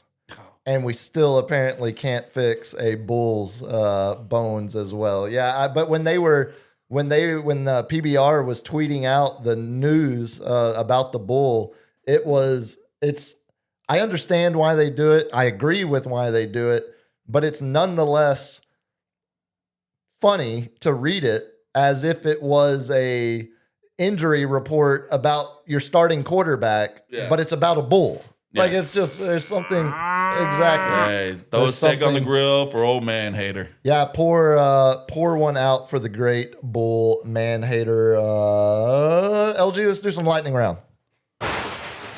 We didn't have, I don't believe we had any other super chats come through, so let's get to it. Starting with, did you know this past weekend was opening week for Formula One? Oh, I thought it was the. That's right, Spike. Wasn't what's the one that goes 24 hours that was on Le Mans or Daytona. They have 24-hour races. Okay. Yeah, those had popped up, but this I didn't know weekend, F1. I didn't know F1 started this week. it was the Australian Grand Prix. There had been a lot of talk about it's a cycle. Formula One goes in cycles where you have new rules that make teams build a brand new car from scratch. And then you have those rules for like 3 years, 3 to 5 years. And then they put out new rules. You have to redesign the car. So is it to make it better or just, hey, you got to make a new car? both. Okay. One is they want to push teams to keep innovating and trying to come up with new ways to make the car faster. Yeah. But two, the rules that they put in place for starting with this year are intentionally meant to make, well, I'll tell you how the drivers described it. It's Mario Kart racing. It's to intentionally make it where every car stays closer to the group, and there's Yeah. not a car that immediately, just has so much of an advantage that they pull away and the race is over after 3 laps. Isn't Hamilton out of Red Bull, like the main guy that Hamilton's in Ferrari now. Ferrari. Verstappen's still at Red Bull. Had been the dominant. So it was, Seb Vettel. Sebastian Vettel was dominant with Red Bull and then went to Ferrari. Yeah. Lewis Hamilton was dominant with Mercedes, even McLaren back before with Jenson Button as his teammate. Went from Mercedes to Ferrari, and Max Verstappen was dominant at Red Bull and has stayed at Red Bull. But he's one of the most outspoken critics of the new car because what it is they've designed the car where conserving power is more important than it's ever been. So because there's no refilling, they're using alcohol instead of and it's battery gas. powered now too. Oh yeah. So it's So you hear all the yeah. so it's half and half. It's half Yeah. naturally aspirated, half battery powered. So when you use your battery power strategically and properly, yeah. you have to recharge it. So you're not just like Max Verstappen just wants to drive wide open, full throttle. He's a race car driver. He wants to go fast. He wants the car he doesn't care about conserving energy. He's not sitting there playing chess. He's like that's what this is not even checkers, man. We're playing No, I'm playing fast pitch. I'm a man. I don't do these dweeb things like conserve energy. I drive one speed and that's fast as hell. So there have been some pushback from the drivers. Yeah. And I would say watching the first weekend, the lap times are considerably slower than they were last year. Yeah. Because it's the same track. We have years of Yeah. data to compare it to. So the cars are overall slower. But for example, last year in this race on opening weekend, there were only 45 overtakes. There were 45 passes. Yeah. Okay. So it's like the person that drafts the most, like gets in. They don't want necessarily first pole position. They want third or fourth. Just So they whip keep, around. Yeah, so they That's can kind of conserve. where it's starting to develop a strategy now Yeah. because the race on late Saturday night, early Sunday morning this year, 120 overtakes. Holy 45 last year, 120 this year. There's gonna be more crashes. It's one dude crashed on the formation lap before the race even started. Just getting his tires ready. 1,000%. And he got too much on the curb and drove right into a wall. And it was the McLaren driver who's Australian, Oscar Piastri. You know this track. In front of his home crowd, he crashes before the race even starts. Yeah. Oh, it was man. one of those weekends. But if you're telling me we're going to get 3 times as many overtakes in every race this year. Look at the whites in there. Well, okay, sir. That is the Air Force Academy's baseball team that Paul Skeens and a lot of whites. Griffin Jacks pay. Who do you think's joining the Air Force? What do you think we're as doing Pete here? Headset says, if I see a black pilot, I'm wondering how he got his job. Sir, that wasn't Hegseth. That was, believe it was the late Charlie Kirk. The Patriot. I think that was one of his, or maybe it was Nick Fuente. I get them all confused. Maybe Tucker. Who knows? Hit me, LG. Throw up that first pick if you could for me, sir. We have some fast food chain and NFL soon-to-be backup quarterback throwing shots at each other. Wait. A fast food chain Yeah. and an NFL quarterback are somehow... They're throwing shots at each other on Twitter. Okay. And this is screenshot. Sorry. If you heard the conversation before show, LG, it's all pixelated. Well, we're trying to up our standards here is what's happening. So Wendy's decided to go on and troll one Geno Smith. Oh, Bubba, no. Just leave Geno's alone. But Or Geno, alone. I think, had the last laugh. Wendy's goes on, that redheaded bitch. In case things don't work out in free agency, we're looking for a chief tasting officer. Oh, okay. Look, as much as I love the Nihilist Arby's social media account, Wendy's goes hard. Fast food places are doing a little too much on social media. We don't need to be taking direct shots at NFL quarterback. So Geno, as I said, last laugh. Get your cheese up first. And then he posted it on the thing. Wendy's sales plunged last quarter. Okay. I mean, look, if Geno Smith is going to hit them with anything, I would say quarterly earnings from the last year that's probably a soft spot for them. Wendy's is struggling these days. Yeah. And then as they say, the Wendy's and Geno always fresh, never frozen beef is going hard. You know, if Wendy's was really smart, Yeah. they would figure out some way to turn this into a endorsement opportunity for Geno. Yeah. Now that you've already got all the attention on yourself, Exactly. maybe Put it on a commercial. Yeah. Put it on a commercial like, we're sorry, Geno. We love you. Come in here. And he's got a Wendy's hat on. Like the backup quarterback commercial. Or, okay, time out. I love like subbing the backup. Sub him in. Sub him in. I think the better marketing angle here is Burger King or one of the other burger battles, like have Carl's Jr. Yeah, swoop in, Carl. Carl, this is your time to shine.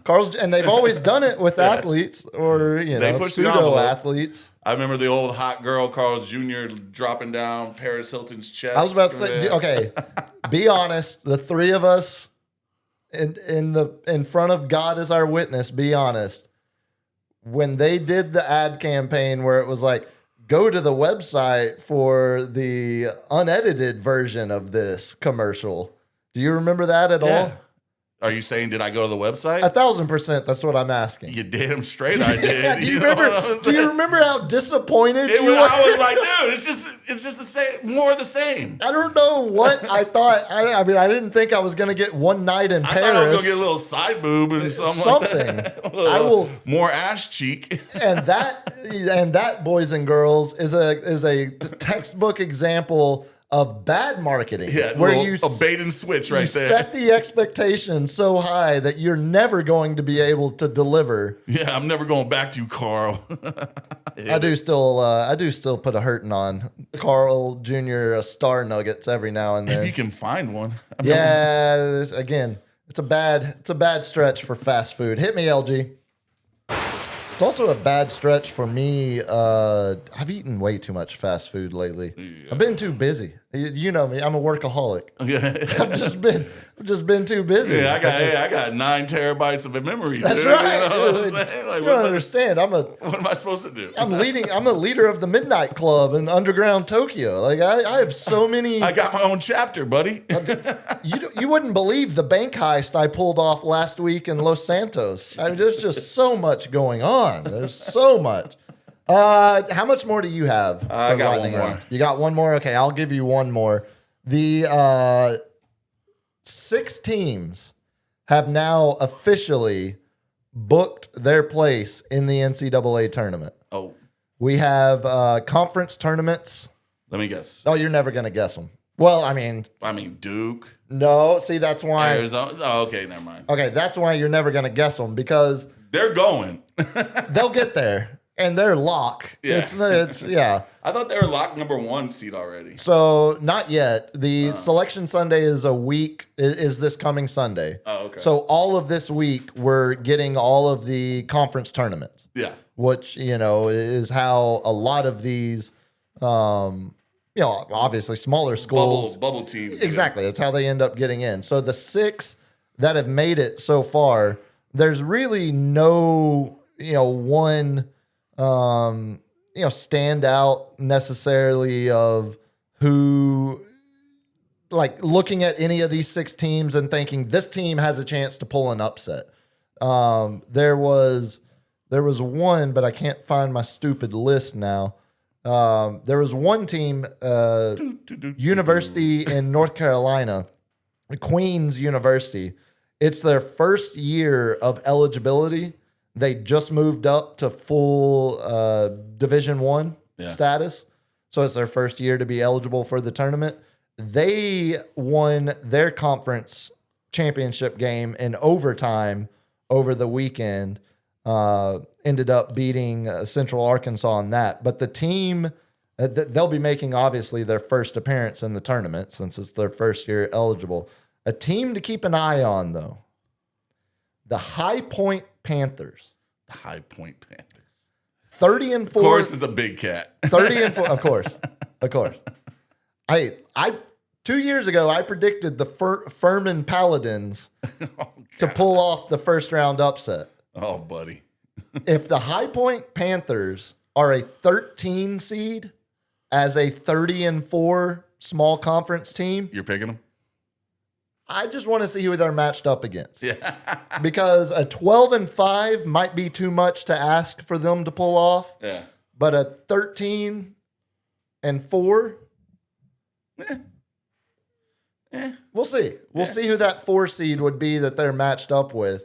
I think 12-5, I would probably say. I think you need to create a bracket, a little Sports Cave Live bracket. Well, we'll do our brackets on the show because this. Well, you can do it on like ESPN and have people sign up. Oh yeah, and, we could do it as a show. Yeah. That's a good idea. Let's do that. Here, Okay. I'll tell you what. Let me write that down. And as he writes that down, hit me, OG. Sports Cave. Are you sure you want to do this? A year-old fake photo with the fake quote? Yes. Oh, okay. Now I have to see it. Now I have to see it. Damn it. Is it fake? Did you get ball sacked again? 100%. I got Here you ball go. sacked. Is it Facebook meme? How bad? I thought Shannon Sharp got LeBron James tattooed and says he's the GOAT. It was a toss-up. I said 50-50. This is why we need media literacy in this country. No, it's not. It's content that is They're absolutely. putting out fake crap, and I won't put it on here, man. Like, you know what's killing me is all the AI. You can take it down, LG. No, leave it up, let's LG. leave it up. Let's leave it up. Yeah. Uh, How could you possibly have ever been duped by this? I mean, it's so. It's Shannon Sharp. I also think that's probably Shannon Sharp photoshopped onto. Onto someone else's body. Yeah. Shannon Sharp's And look jacked. at how awesome the AI crowd is back there. Look at the fingers and the hands. Oh, I on didn't them. even Yeah. notice. Well, Notice that. I knew that it was photoshopped, No, I think By the he way, took his- Shannon Sharp doesn't have a single tattoo. except for LeBron James on his chest. except for I see what I see, and it is real to me. I say we don't stop. I say we don't get in the way of the great content you're producing. I buddy. think we've stumbled into a new segment. Lawrence ran up on me behind the bar, all tanked from his thing, and almost broke his hand because he was trying to grab my boob. See I now, wasn't tanked. now we're taking Wasn't random you? shots. You said you had 5 old fashions that you didn't even buy. Mine Buy, wasn't tanked. Yeah, that's not. bro. I know Tank Lawrence. He talks really loud. The louder I he talk talks, really loud all the time. No, You the kidding me? louder you talk, the more drunk you are. Nope. catch him. I feel like Catch 'em. that's a blanket statement you can say just about anybody. Holy hell, give me one more, LG. Let's get out of here. I just realized we're at the 2 hour. Our tight hour has once again. It's a tight hour times 2. What? That's right. Yeah, it's a tight double hour. We give you double the content. Sports on this day, burn through some for you here because some of them call back to things we've talked about here over the last couple of weeks. 1897. Yeah. The Cleveland Indians fan group, well, let me start that over. The Cleveland Spiders fan group started referring to the team as the Indians. 1897. It would eventually become the official name in 1915. What was the reasoning? I mean, They were sucking so bad we had to call them the Indians. it's the middle of Ohio, and I think there's a wide swath of I think there's more Amish than Indians. Native American population. Oh, no, there's a bunch of Canadian Native Americans that trickled down across the Midwest. 1908, Italian football club Inter Milan is founded as Football Club Internazionale. Internazionale. What? Yeah, let's go with that. Let's go with a womp womp. Internazionale. There it is. Internazionale. That took a minute. Still doesn't sound right. 1979. This is a fun one. Since yesterday was International Women's Day and it is International Women's Month. 1979. Current MLB commissioner orders baseball and all of its teams to give equal access to female reporters. And the sport has never recovered. No, Never's been the same. yeah. And the amount of throwaway BS responses from baseball players has been exactly the same. They can't walk, nuts out anymore. You know what I'm saying? Buddy, I think they still do in a lot of places. 1993, we talked about this. Remember Mario Lemieux coming back from cancer radiation treatment? He comes back, scores a goal, and has an assist on his first game back. That was last week. It got us wondering. The Stars were on a 10-game win streak. We were wondering, which was snapped by the Avalanche. Yeah, that was. I didn't even want to talk about that game. I haven't been sports mad at a regular season game in years. You were sports mad? I was sports mad. I audibly cussing in my own living room with nothing but me and the roommate watching. She reading a book like, she was like, she loves hockey. Oh, she loves hockey. Yeah, she's heartbroken about Rupe Hintz's injury. Hopefully he's back for the playoffs. But we were talking about, got us wondering, what's the longest win streak in NHL history? On this day in 1993, the Pittsburgh Penguins won Game 1 of what would become a 17-game win streak, which is still the record in hockey. Right. Started on this day. 1995, baseball announced it would be awarding a franchise to the Tampa Bay Devil Rays. Oh. And we don't remember. They're the Rays because how dare you put devil in the name? That's what I was about to say. We don't remember that everything's always kind of been a little woke. Yeah. Before we were calling everything, that's we just woke. didn't have the freaking social media for people to bitch about it constantly. So originally we had the awesome name of the Devil Rays, now down to the less awesome name of just Rays. Bobby Fischer, born on this day in American chess prodigy, world champion. 61? Not as far off as I thought. If you had asked me when Bobby Fischer was born, I would have said. It was during the whole Russia. See, I didn't remember, and I forgot. Like we were going for the chess master, and it was the Cold War with Russia, and everything with Russia was a huge deal. You know more about chess than I would have. I thought I'm a great chess player. See, I thought Bobby Fischer. If you had asked me for thank you, San Antonio Penitentiary, a year of. Some good games. I'm just playing. Am I? Hey, spades. I would have guessed he was born in 1912 or something. Oh, no, I thought he was way older than that. Born in 1943. Okay. was the world champion from 72 to 75. So yeah, so like that right in that Cold War era. Exactly. Yeah, Yeah. you nailed it. 1950, American golfer, eventually turned broadcaster, but he did win the U.S. Open in 1978 and 1985. The U.S. Open or the Open? U.S. U.S. Open. God, I know his name. You do. You I see do. his face. Every time. The great Andy North. Andy North. Born God. on this day in 1950. He's a Two good- of the best. Great golf game. The Parmo Classic came down to a playoff, and Bhatia, he pulled it out. John Rahm got his first win in. Who cares? We're not talking about that Saudi crap. He destroyed that course over in Hong Kong. Which I have nothing against the Saudis. I do not feel like committing suicide. I am a perfectly happy human being. Who doesn't like to play with a bone saw every now and then? Two of the best names in all of sports history, both born on this day. 1965, Puerto Rican baseball player Benito Santiago. Benito Santiago. Just when I think of what a Sounds like you just Latin want a baseball salsa. player, You want a salsa when you hear like that it's name. Benito Santiago. Like that is the name I think of.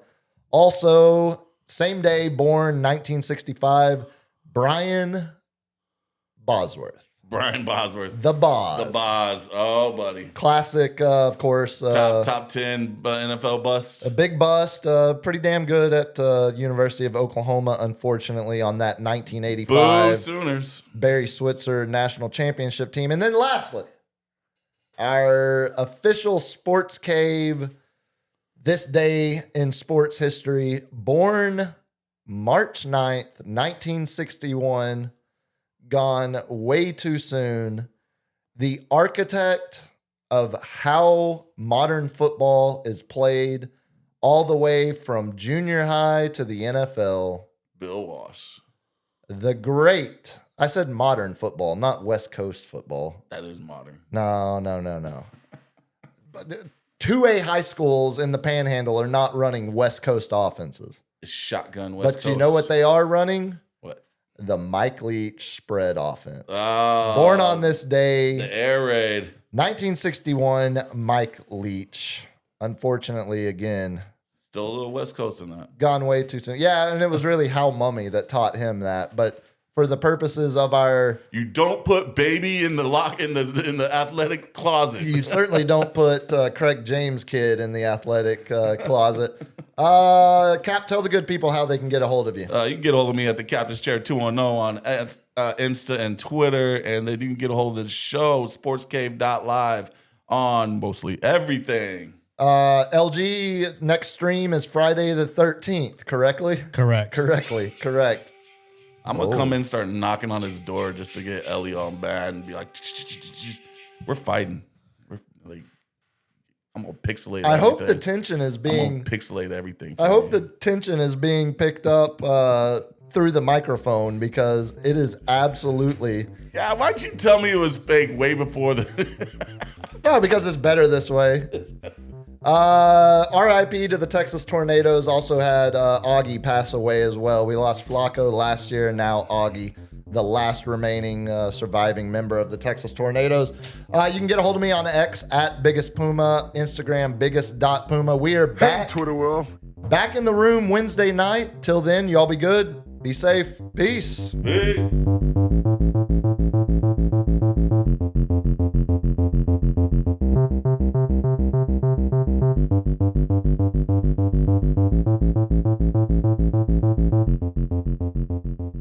Kids, what do we say about drugs?